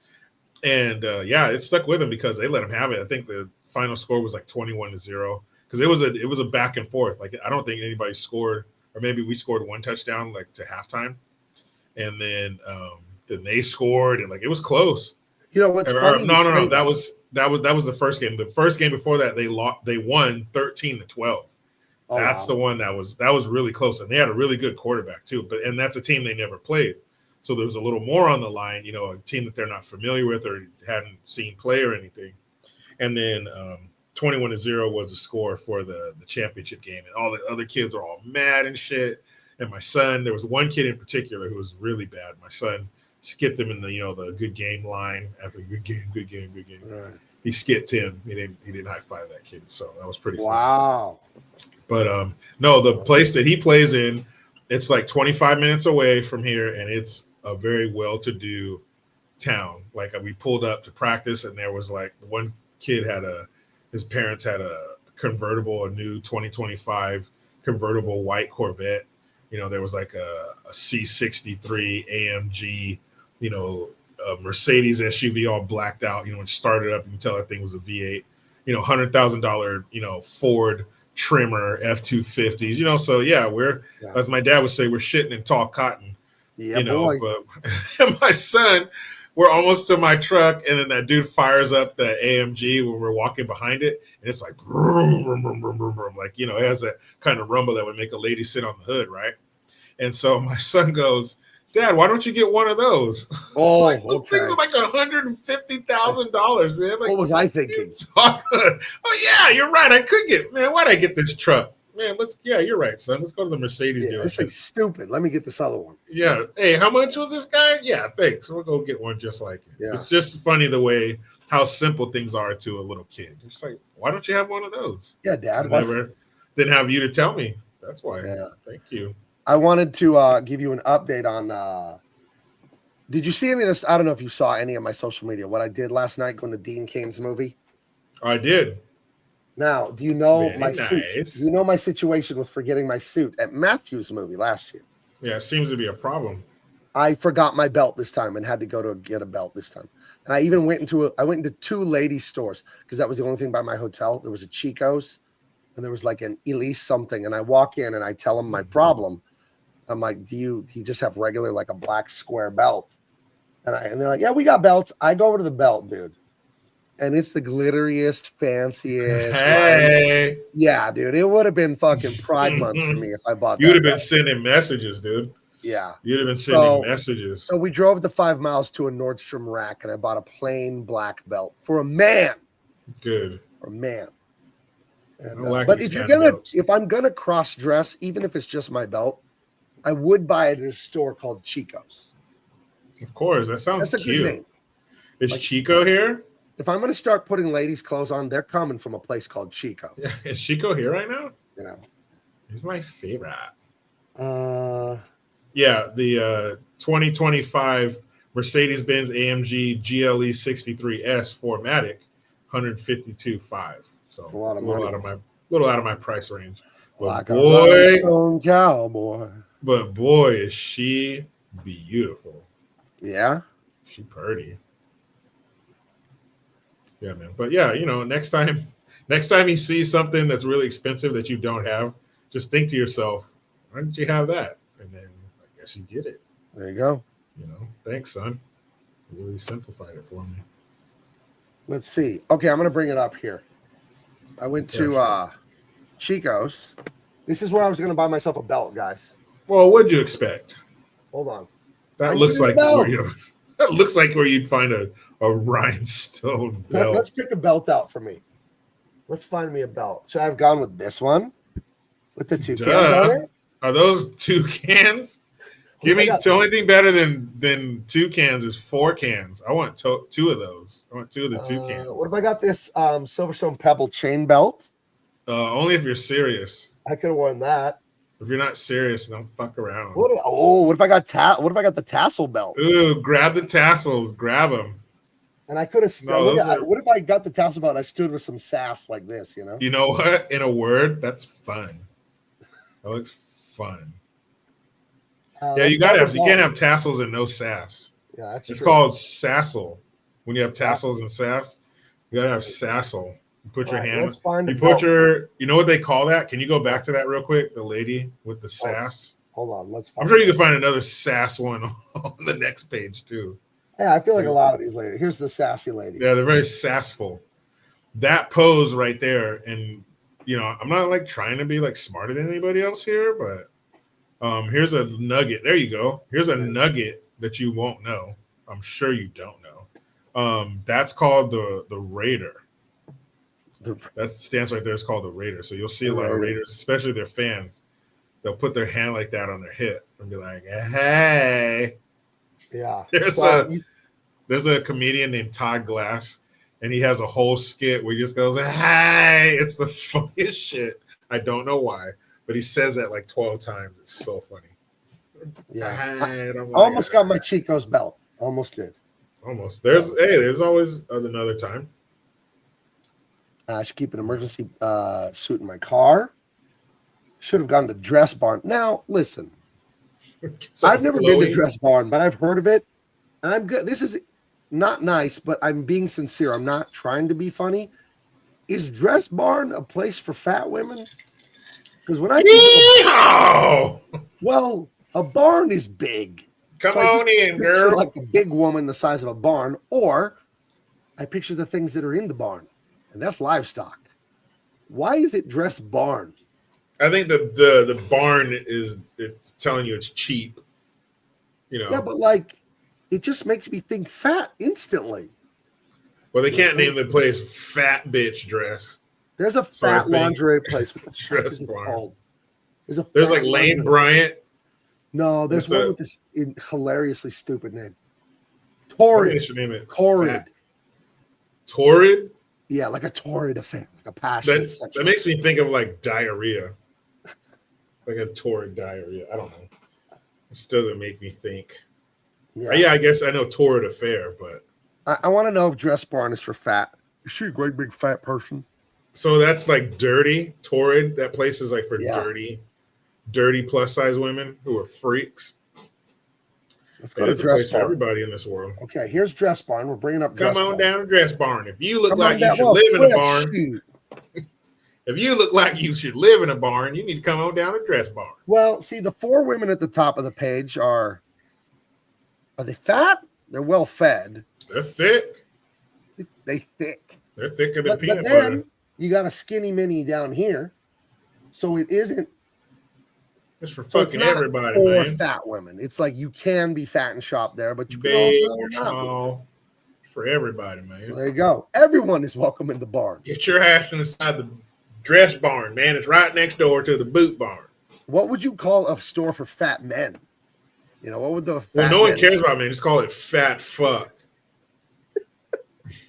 And men would shop there proudly. Oh, dude, I was at Fat Fuck. These shoes? Oh, I got them at Fat Fuck. Welcome to Fat Fuck. Do you hear that? You see the sale they got at Fat Fuck this weekend? Oh, dude, I got like 4 ties there. I've been looking Father's Day. Father's Day at Fat Fuck. Yeah, it's called the Fat Father Fuck Day. And you go there on Father's Day and they just got all kinds of cheeseburgers and shit out front. They bring out like a little grill or something and dads eat for free. Fat fucks. What you know what the commercial is? I don't know about that. Like, hey, welcome to Fat Fucks. That's the commercial. Shop here. See if I care. I don't give a fuck. Get your fat ass in here. Yeah, that's what it is. Okay, Jennifer Norwood. That's too nice. I'm not fat, okay? And I will prove it. Okay, and you guys already know, but I'm going to prove it. I'm going to go into here and show you that I'm not fat. I used to be chunky, but I've worked on it and I fixed it. Okay, here I am, looking svelte like a James Bond. Yet, I go to the big and tall because I am big and tall. That's why I called it Big Man Comics. I literally named my company after me, Big Man Comics, because I'm the big man. What I hate about the big and tall stores is they should just be called Fat Fuck because they don't have clothes that fit me there. Because they think when your shoulders are this wide, that your torso is this short. You're just a big old pile of shit. Like, no, some of us are actually tall. Some of us have a long body, long arms, like, yes. And I hate that because I thought the big and tall store had my answers, and they lied. They probably get more bigs than talls. So that's why they do that. I'll tell you what, I'll be real with you guys and give you a real fucking dad moment that cut me pretty deep. So your son said, why don't you get a truck like that? And then your son saw some like muscle man walk by. He's like, Dad, how come your stomach doesn't look like that? You look like him. Like, and then got one more bikini model, and he's like, Mom, why don't you? And then you just cover his mouth instantly. You got one more of those, you little shit, Like, and you're walking home. you want her to kill both of us. Stop it right now. You want us to both die, huh? So, his coaches, it was like 6 of them, and one of them, he's dude, he's like 6'2", yoked. His calves are crazy, dude. And it was hot yesterday. He had the sleeveless tank on. Dude's yoked up, right? Really nice guy and everything. Very high energy. You know, hey, that was great, bud. Like he'll sandwich everything. Great job, but let's work on this. All right, bud. Great job. You know, good, you know, he always sandwiches everything. Very positive, high energy dude. And so we get home and everything, and he's going in because last night he's got his cast off today. So last night he still had it. So his mom helps him shower. She puts the bag on him, you know, and the hair tie around it, keep your arm up, all that shit. So I'm leaving. I'm walking out of the room, and I hear my wife ask, you know, how was practice and everything? And his name's Adam, Coach Adam. And he goes, yeah. She's like, how do you like your coach? He's like, oh, it's one coach, Coach Adam. He's jacked. Man, he's jacked. He said it like twice. I was like, hey, shut the fuck up. But your mom's like, oh, maybe I'll drop you off at football tomorrow. So I heard him say that. I was like, oh, yeah. Did you drop down and do like 10 push-ups right away? Or? Right away. Why would you overhear your son telling your wife, Coach Adam's jacked out? You're just in the middle of a Fat Boy ice cream sandwich, and you have like fudge all over your face and something on your shirt. Right, yeah. Cut to my foot on that little pedal that pops the trash can lid open. It's fucking gone. Yeah, man. Your son's like, he's jacked. You're just shaking the last Dorito into your mouth from the bag. And I'm like, fucking who needs a paper towel, right? Oh, jeez. Welcome to Fat You ever Fucks. eat like pure trash and you're just like ashamed of yourself and you were glad you were alone when you did? Yeah, but while you're doing it, you have no thoughts like that. Oh, no thoughts. It's like that thought is banging on the window, but like in your dream, like people can't hear you. There's no voice. It's just all... But as soon as you're done, the sound comes back. Don't do it. Fuck. It's like where were you, man? I didn't hear you. It's Interstellar. Matthew McConaughey's yelling through the fourth dimensional bookshelf at his daughter. No, Murph, don't let me go. Don't let me go, Murph. You've seen that? No, I've never seen it. Oh, you got to see it. It's so good. One of the best movies I've seen in years. It's so good. Do you know it was a good space movie? And I mean, if you can get over the fucking vertigo that it induces, it was scary. What was that Sandra Bullock one? She was in space. Oh, Speed? No, it was Speed in space. This satellite has to go 17,000 miles an hour. And if it slows down, but it can't go below 17. 16,999. You're fucked. But you guys know what I'm talking about. Somebody in, None the Miser. Gravity. Thank you. I knew you'd come up with it. Dude, it's scary, man. Like the way, she gets hurled through space and what happens. And dude, it's, some might call it heart pounding. But man, there are a lot of scenes where she's like just totally being spun around and the camera's spinning with her and you're about to fucking throw up in a trash can. But if you can get past that, it's a pretty trippy movie. Sounds cool. Have to check it out. Love a good sci-fi. You need to see The Prestige and you need to see Interstellar, both Christopher Nolan films. Prestige? What's the Prestige about? It sounds like it's two magicians and they're like rivals and going after each other, but it's not that surface level. It goes deep. All of Christopher Nolan's movies are very cerebral. You got like, you ever seen Inception with Leonardo DiCaprio? Yeah. You've seen Memento? It's a crazy ass movie. Like, I don't know. He did Dunkirk. He's done like really. He did Oppenheimer. Mm-hmm. He's done outstanding movies. But Interstellar is a favorite of mine. I love it because it's about love between a father and a child, and it's about interstellar space exploration and time travel and all kinds of other shit, and going through fourth dimensional tesseracts to travel through time and space. But it's mostly about love. That movie, you'll love as a father. You'll tear up. I guarantee it. I know the moment you'll tear up. Oh, dude, I like a good, good tear jerk every once in a while. The preciousness of a father and the child longing for the father. You'll love the movie.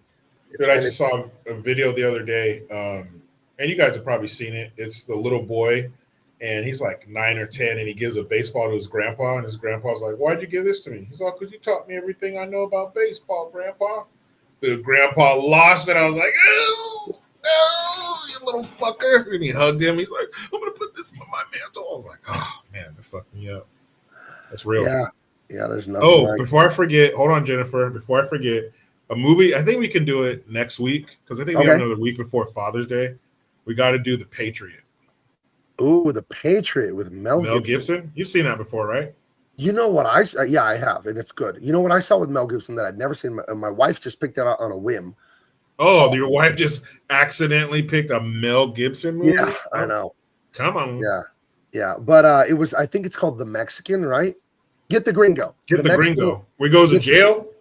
That Tijuana jail that functioned like a city almost. Gabe, that's where you don't want to end up. I looked it up on the internet. I'm like, I asked, I did a little grok search. I'm like, was this place real? Mm-hmm. It was real. They shut it down in 2002. Yeah, the guards are there to keep the prisoners from leaving. That's all they're there for. Everything inside the prison, the prisoners run all that shit. The guards know all about it, and there ain't shit they can do. All they're there for is to keep the prisoners inside. And it's not even, you're thinking like a prison, like a Supermax or something with walls. I'm talking like, they're high walls, but they're made of like sheet metal and shit. Like not the prison you would think. And they get like conjugal visits. Like their families come in. And, like, some of them, their families lived in the prison. Yeah, they come in there with them. Like there's a different set of rules, but the prisoners, they run everything. And if you're a pervert, you're shunned. Like I've seen, they made dudes like try to catch rats out of the dumpster to eat. Like you're totally shunned if they don't kill you. You know, those prisons are. And be a white dude, an American white dude in there, no thank you. Oh, boy. Yeah, Get the Gringo was pretty cool, actually. It's Mel Gibson, little gem. I liked it a lot. So I'm excited to see Lethal Weapon 5. I heard they're going to do that. Yeah, as long as they keep Chris Rock out of it. He's way too old for this shit? Or what's he going to say? But I think that there's probably going to be a passing of the torch kind of thing. Like to Zendaya and Pedro Pascal. Oh, no, Mel Gibson wouldn't do that to us. No way Mel Gibson would do that to us. You know what? I don't even know if this Mel Gibson was in him at the time, but after that whole telephone call debacle, hey, that changed Mel Gibson. He ain't falling for that bullshit. Yeah, I don't think I don't think he's doing anything woke ever again. Nope. And I think there's going to be a clever way that they work him and Danny Glover back into the action somehow. Maybe because Danny Glover's older than him considerably, so maybe Danny Glover's like Danny Glover's almost 80. Mel Gibson's like what, 65, something like that. Yeah, like I think Danny Glover. It might be like he's retired now. Maybe cut to him feet in the water, fishing somewhere in a lake house. I don't know, but I think however they do it. I see Mel Gibson still getting in on the action. I don't think he's just going to be, not a throwaway character, but not the main character. I think they're going to have a very clever way to deal with the passage of time. Just for goodness sake, no Zendaya, no Pedro Pascal, no Jack Black, no Michael B. Jordan. No way. None of these. No. Mr. Gibson would not do that. And I would venture to say, and I don't think I get a lot of pushback on this, I would say Zendaya has more testosterone than Pedro Pascal. It's entirely possible. That dude is a human pussy.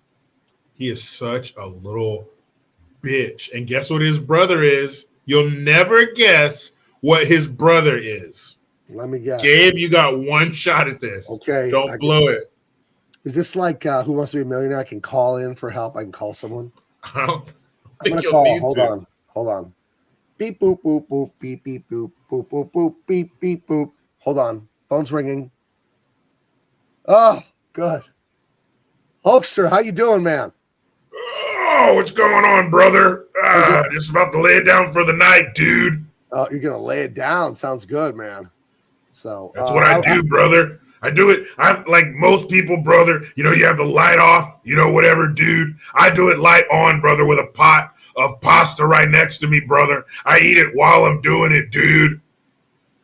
What kind of pasta? Like bow tie, corkscrew, fusilli? Definitely fusilli, brother. I'm trying to get my corkscrew in it, dude. So I like to eat something that looks like a corkscrew, brother. Now, do you have like a big serving spoon, or do you just do it by the handful? Or what I do it with my hands, brother. And the girls are like, "Oh, Hulkster, dude, you dropped another piece of fusilli in my stomach, brother, on my back, dude. It's hot, brother." Right. So you go with red sauce, though, right? Like, I mean, you gotta go with the traditional marinara. We call it gravy around here, brother. But yeah, dude. Well, the reason I woke you up and interrupted your lady friend and you, I got to get this answer right. Jericho told me I only had one guess. Pedro Pascal. You're a fan of Pedro Pascal, or no? Not really, brother. I used to be till he opened his mouth, brother. And like a lot of those celebrities, dude, I'm riding down the PCH, brother, on that red and yellow Harley, dude.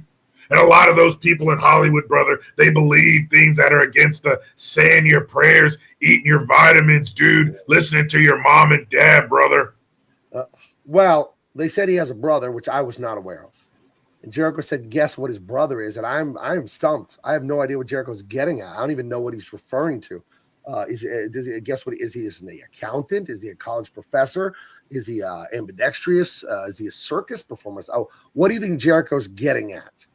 I know what he means, brother. I know what he means, dude. What's he mean? Pedro Pascal, brother. His brother is a sister, brother. He's a Ku Klux trans member, dude. He's a boy. He has the twigs and berries, brother, but they're probably duct tape, brother. Dude, he probably duct tapes them to his taint, brother. Okay. That was a very interesting thing I learned right there. I will let you go, and I will tell Jericho the answer you gave me. Thank you very much. Anything you want to promote before we get out of here? Tuesday night, Kids Eat Free, Clearwater, Florida. Pasta Mania, the one and only sponsor of this show, Double Impact. Nighty-night, dude. All right. Talk to you later. Tell your lady friend I said hello. Insane. There he goes. The great, the one and only host. So I got off my phone call. He said his brother is a member of the LGBTQ+. Is that correct? Man, you think that Hulkster is a two-trick pony, wrestling and pasta, but he's also very intelligent. That's correct. Pedro Pascal, you'll never believe Pedro Pascal's brother is trans. I heard this, and it is the internet, so it could be false information. But I heard that Pedro Pascal's parents, wherever they're from, whatever country he's from, because I don't know, they're from Chile, were like filthy Marxists or communists, and they had to like flee the country because they did some untoward things that were not great politically or legally. I heard this allegedly, YouTube. I don't know the veracity of these claims, but kind of fits with his personality. So yeah, I heard the same thing. And what makes him like, he's already a real life vagina, but to make him more of a vagina, he took his brother as his date to some gala. It was like, I don't know if it was an award show or something, but he took his trans brother as his date. I'm like, bruh, if you don't get out of here with shit. I do wonder, though, when they do this performative stuff like that, they're just doing it to get more roles, because it's no coincidence. He does and says he jumps when Hollywood says jump. He says how high when they say jump. And then they put him in every show and movie. And when it was time to punish Gina Carano for whatever they claim she did against, talking out and getting her fired from that Star Wars show, he came out and he shit talked her and all that. Yeah. And I think he knows how to play the political game in Hollywood. And I'm not absolving him of anything. And in fact, I'm saying he's even worse than a true believer. I think he's just a liar who just says whatever thing they tell him to say. And But how do you tuck your integrity like that? How do you set that aside and fucking believe that? Say that shit. It's easy to deal with your conscience when you don't have one. Think of the stock he came from, what you hear, what it was alleged about his parents. Mm-hmm. Apples do not fall far from the tree. They can't. So if his parents were allegedly total scumbags in a huge way, okay, what are they going to raise? If you speak Chinese, what language do you think your kids are going to speak, right? Well, if you speak immorality and depravity and all that, if that's what you speak culturally, of course your kids are going to be a piece of shit like you. Of course. Dude, I bet you Gina Carano could beat his ass. I bet Gina Carano could fuck him up. Put him in the octagon for 3 rounds. Yeah, normally, I'm team men are bigger and stronger. No shit. But there's some outliers. I think a pussy like him, Gina Carano, would fuck him up. You give her however much time he gets to get ready, you give her to get back in fighting shape. I'm not saying she's not in shape, but I'm talking fighting shape. Right. You know what I mean? That stamina and her, her plan of attack and shit like that. Man, I would love his ass. I love this idea, but on keeping it real, as you taught me how to keep it real, women can't beat up men. Even if it's Pedro Pascal, they can't. You know and I know it's impossible.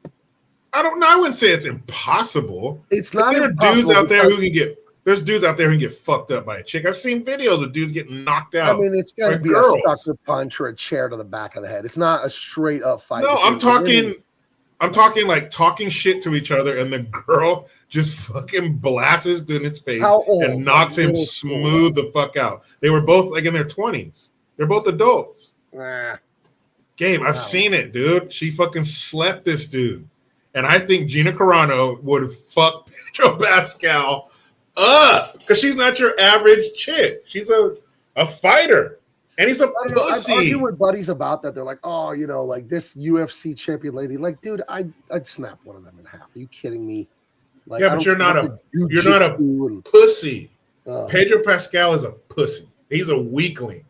Like if the apocalypse went down and we got to go back to right, basically the script from No Holds Barred. If we have to go, and we had to go back to that. What job is Pedro Pascal doing? Oh, he's today. My shoes. Yeah, today it's 2025. Tomorrow, what's he gonna do? It's like Planet of the Apes meets Mad Max. Like just end of the world. Yeah, but it goes back. We'd have to revert back to what's your skill? What are you gonna what role are you gonna play in this new community? What would he do? I don't think he'd enjoy it very much. Hey, it's a living, right? Like one of those animals in the TV. The Flintstones. Yeah. It's a gig. He looks back. It's a living.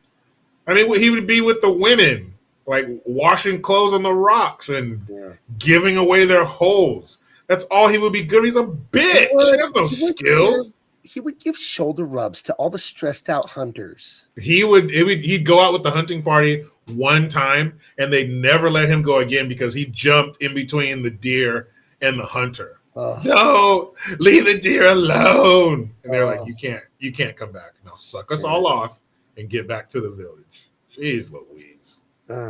I don't know, Gabe. You know, I'm all about men. Under normal circumstances, a woman, even a woman fighter, would probably get fucked up by a dude who's just got done putting in 10 hours, at a construction job. Yeah, average dude. But that dude's not a bitch. We've all met dudes who are bitches, and they're different. They're different. A bitch dude like Pedro Pascal would fight extra dirty. I don't think he would fight at all. Well, like I don't know, like from a distance, throwing stuff. Like he would fight dirty, no rules. He wouldn't fight.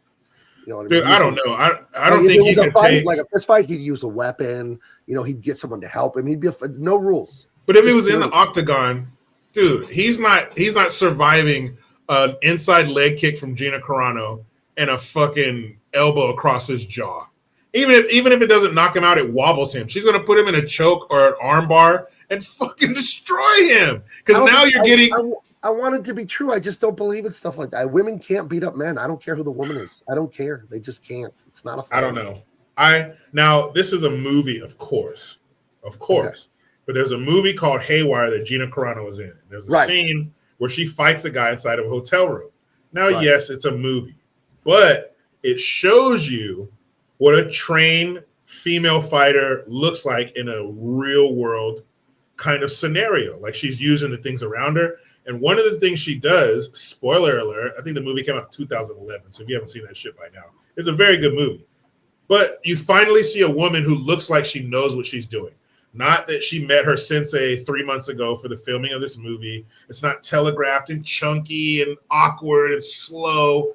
It's fluid. She knows what the fuck she's doing. And there's a part in that fight where she uses her legs. She puts him in a triangle choke, which uses her legs, which of course are going to be stronger than his arms. Sure. I mean, bigger. So she puts him in a triangle choke with her legs and chokes dude the fuck out. And it was as close to realistic, I think, that you could be. If you get a woman who's a practitioner and she can use her legs instead of her arms, dude, he's going to sleep, man.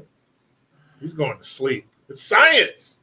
You All choke right. that blood off, it's night time. I But hope Pedro so. Pascal being a bitch, I got my money on Carano. I would like to see her defeat him in a sanctioned legal match. That would be, We and if it never was would wish fast, illegal too. violence on anyone. We're talking about legal by the Nevada Boxing Commission or whatever, the athletic commission. Yeah, Yeah, because they could do it in Vegas. right. But and I'd love it to be quick. Just ding, ding, a kick to the head. He just stiffens up. Oh, boom. And he does that thing. You know that response when you get knocked out really bad where the hands are just kind of Yeah. Yep. One of those fights, one of those knockouts where they're doing the post-fight interview with the winner and the loser is still on a stool back there, still being attended after all that time went by. right. That's a knockout. Obina Iwudike. I hope I got you. Sorry, man. Hey, I got a name, that's not easy for a lot of English speakers. Obina Iwudike. That's what I said. Gabe, you look like you speak multiple languages. Je parle français. Je te dis français pas 3 ans quand je vais à l'école. Yo hablo español. Estoy aprendiendo español con mi esposa. I speak a little Spanish. I speak a little French. I speak a lot of English. I speak all the English, actually. I speak so much English right now. I speak so much English right now. Like, that's just like guess. Like, throw a word out. I like speak it. I was talking to my wife. We visited Mexico City like 3 weeks ago. What a great vacation. So nice. Saw the pyramids, all the great stuff. Amazing food. My wife and I were talking like, we should move to Mexico City for like 6 months just to master Spanish for me. And then Big Baby can learn it. And like, I'm thinking of doing that in like a couple of years. It was a great place. We were like a rich ass bougie neighborhood is where we stayed. And it was right by their Central Park in the middle of Mexico City. And let's see. I was thinking about, would you ever consider, I'm an American. I love America. I want to live here forever in San Diego. But I thought, I think I could do that. Move to Mexico City for 6 months and just really learn the language, because I'm right there.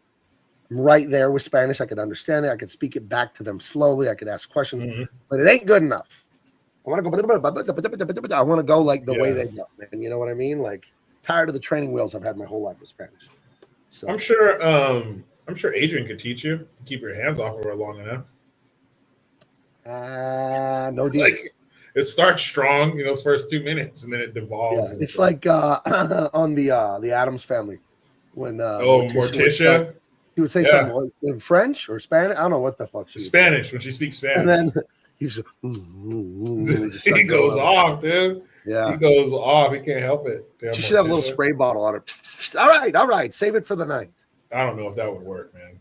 Yeah, and by the way, as a married dude, who said it has to be the night? Fuck you talking about? We've been up all day, going to the bank, working all day. She's working around the house. Clean this, fix that. Go get a fucking new battery for the car. Blah blah blah. Post up. You guys want to know the fucking move I learned 2 times about? We're all adults here. I'm not being depraved because I am married. Here's 2 moves, 2 tips for your romantic life. I already gave you the first one a year ago, but I'll reiterate. You are married, a committed relationship. Morning when you wake up. Oh, yeah. That works. That works good. It's a good way to start the day. It is. Also, you get the big night, birthday, Valentine's, and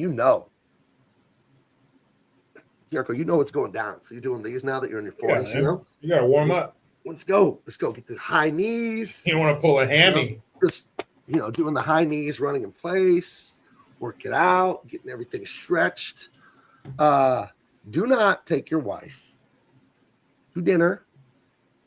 3 courses, the dessert. I don't drink, but many of you do. Your belly's full. Yep, sloshing. And then you're full, you're tired. You might be drunk. I don't drink, but you might be. All this shit. You're filled with food. You might have gas now, indigestion. Then you're going to go back to the fancy hotel and try to make things happen. You can, but it might not be pretty. Here's the move. Before you're getting ready in the fancy hotel, but you do it then, before dinner.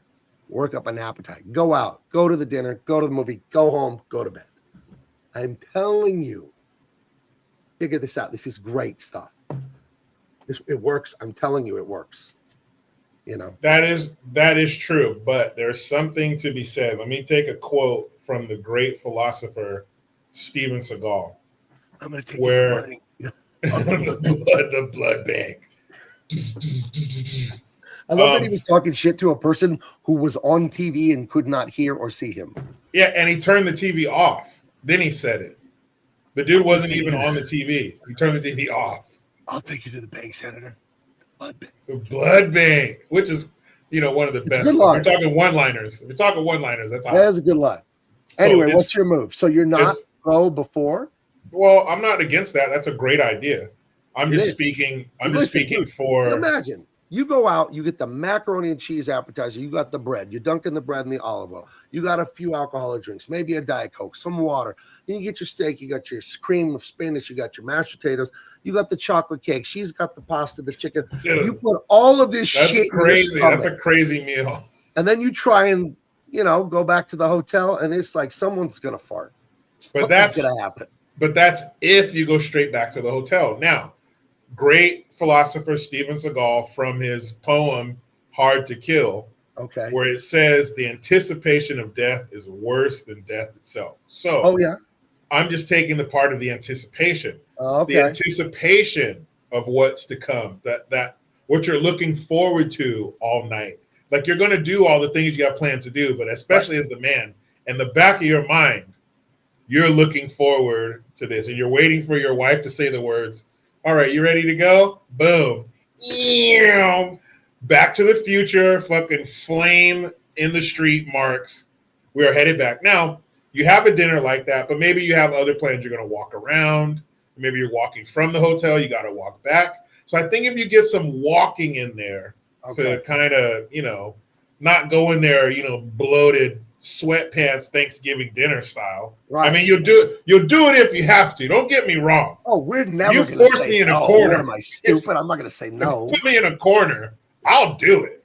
But there are ideal gun to my dick. I'll do it. But there are ideal circumstances that you would like it to take place under. But I think if you can't for some reason do it your way, if you take extra steps post dinner, it can still be. All right. I'm just saying, we've all gone to the steakhouse and then we're wheeled out. We've all made that mistake. Is it a mistake? I don't know, but we've all done that. Well, you're looking at the dessert menu and you're like, do I want the New York cheesecake? Do I want the chocolate thing, or do I want the creme brulee? Yay. Why don't we get all three and try it? We don't have to finish it, just a bite, and then you fucking eat the whole thing, right? You're just gonna have a bite and then eat the whole thing. Sampler platter. And then you get a fourth dessert because it's your anniversary. So they bring you the plate of the little chocolate, and then they write "Happy Anniversary" in chocolate on the plate. So now you're 4 desserts deep, dude. Or you take that one to go. I guess. You got a little fridge in the hotel room. We were on a vacation somewhere in Vegas, and we had a bunch of leftovers. I made my wife laugh so hard. The waiter said, "Oh, do you want it was basically like, do you want to throw the food away or do you want to take it to go? It's like, do you want it to go back?" I said, "Oh no, we'd like to throw this away in our hotel room." So then the guy, thank you, good sir. So the guy brought us to-go boxes. Because I do that too. I get the to-go and then I don't eat it. I don't like I hate leftovers. I know that's very bougie of me. I hate leftovers. You can't microwave anything back to life. Especially in a hotel. Try microwaving or toaster ovening a slice of pizza. Cannot be done. Gabe, do you have an air fryer? Not safe. I got rid of mine. Too much plastic in the gas there when it's heating up. I got rid of it. Well, that would be the closest you could get. That could be your Icarus moment. You get close. You're not going to get perfection. You get close. Right. That's as close as you can. Close as humanly possible. Delicious plate of pasta, sauce, meat, everything. In the fridge at night, the noodles, they suck up all the sauce. So now like you go and you heat it up and then the sauce breaks. So you got the oil and the cream are separating, and it's just, I hate leftovers. I hate them so much. It depends. I don't have anything against leftovers at all. I'm down for leftovers. For sure, but then not all leftovers are created equal. Right. Some can be reheated easier than others. If it's anything What with heats bread, up good? it's What over. leftover? You know what like works good is like a stew. You can't tell that was in the fridge. That's fine. Like a stew and some rice. Yeah, One thing rice. I found with bread, stuff with bread, I take a napkin from the roll and get the napkin all wet and I wrap it around the bread. And then when I microwave it, and then you throw the napkin away, and then the bread is like nice and steamed again. It comes back to life. Chili works. Yeah, chili. You don't want to eat a bunch of chili on your date, brother. Yeah, dude, power through that shit. That is not, you're gonna be. So you want the large bread bowl? Small. Let's go. You eat like large. 5 chili dogs on your date. You go to the Dodger game and eat 5 chili dogs. Onions. Oh, you're all fucked up. That's gonna be all bad. It's like a crime scene. Yeah, don't do that. Yeah. You don't hate your spouse. Don't do that. Yeah. Say That's that the for a move, regular day. That's the move. You get a little older, you can move things to the morning. I will allow it. It's fine. Yeah, that is true. You're tired at night. You've been up all day. I'll see you tomorrow. You'll be here, right? Yeah, I'll be here. Yeah. Oh, dude, I went up to the movie for Dean, the premiere last night. We were in Calabasas, which is the ghetto. That's it's kind of rich, Calabasas. The ghetto. The average. That's where the Kardashians live. Oh my god. Right. It's the average income. I looked it up. We were there. The average income is $257,000. The average. Yeah, they do all right. Yeah, they do okay in Calabasas. It was nice. They make ends meet. And I love Jewish deli. You show me a good Jewish deli, I am there knee deep in pastrami eating potato, egg salad. And I went there for lunch with my wife yesterday, a place called Lovey's Jewish Delicatessen, and it was delish. Fucking delish. They had, I'm a horseradish connoisseur. I love horseradish with my steak, with my French. Gross. But fucking gross. Horseradish is not hot usually. It's like hit or miss. It tastes like nothing, or it tastes like burn your face off. I had horseradish so hot at this Jewish deli, it was like choke, like had to keep eating it. I love it. So good. So good. No, thank you. Got that. Yeah. See, he knows it all. Renaissance, we're talking about that brisket. And there's a Jewish deli, diner deli here in San Diego called DZ Aikens. It's good. And they give you like lumberjack sized portions. I haven't been there in quite a while, but it's a famous place. It's one of those places in town. Every town has these where the local newscaster has an 8.5 by 11 black and white photo on the wall autographed. And like all the local celebrities like have an 8 by 10 up there. So yeah, I'm all for it. But horseradish? You don't like horseradish? Ew, that shit's disgusting. No, it's so good. Horseradish, anything with horseradish in it, cocktail sauce. Fuck really? That wasabi. Ew, come on. No way. All right. But more for me. More for me. Go for it. Same with seafood. So if you have sushi, you don't like the wasabi then, huh? No, pickled ginger is cool. Because the wasabi is usually just horseradish. It's not actual wasabi. So yeah, it tastes like shit either way. So see, Jennifer Norwood said the horsey sauce from Arby's. When I was a kid, I loved that. The white horsey sauce and the red Arby's sauce mixed together on the sandwich. Horsey sauce? How'd they get that horsey sauce? You know exactly how they got the Somebody was pumping that pony, huh? You seen that? Like those gloves? Those gloves that the inseminators have to wear? I know what you're talking about. I bet that job pays a lot, though. How do you get that job? You gotta hold I don't want that job. You gotta hold on to that like it's a fire hose over your shoulder. You gotta hold on to that bad boy while he fucking hunches in your arms. Ew, no thank you. I don't like this at all. Yeah. Oh, Jennifer Norwood said Tim Walz is the guy that got the horsey sauce for us. Yeah, but he doesn't use the glove like he's supposed to. Yeah, he hogged it all, though. Nobody else got me. Tim, quit putting it in your ass. We need it in the restaurant. I can't believe the Democrats thought that guy was going to reach out to men. He said we are honest as men, and we have that radar for the group. Like, nope, we don't trust that guy.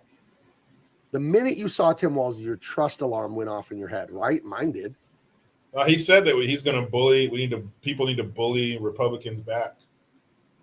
So whatever that means. He's just a weasel. We know exactly what kind of guy he is. He's a little bitch. He's that passive-aggressive little male feminist, sneaky, quizzling, sniveling piece of shit. Yeah. He's the right-hand man of the bad guy in an action movie that you just want to fucking beat the shit out of. You want to see him get his just desserts so bad.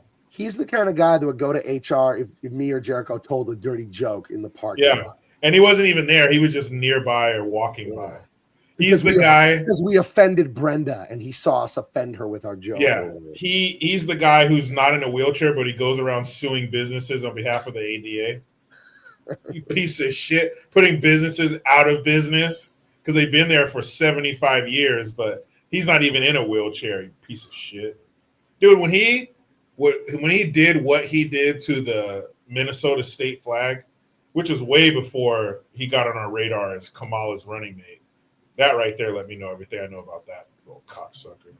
What a jerk. A complete jerk off. Yeah. So, yeah, I think I know you got to go soon, but we need to talk right after the show about schedule stuff. We might be moving the show around some, guys. Been some life changes for Jericho in a positive way. Grooving. So yeah, moving on up to the east side. Finally got a piece of the apartment. That deluxe apartment in the sky. That's right. All the words of that song. Beans don't burn on the grill. Fish don't fry in the kitchen. Beans don't burn on the grill. Took a whole lot of trying just to get up that hill. All right.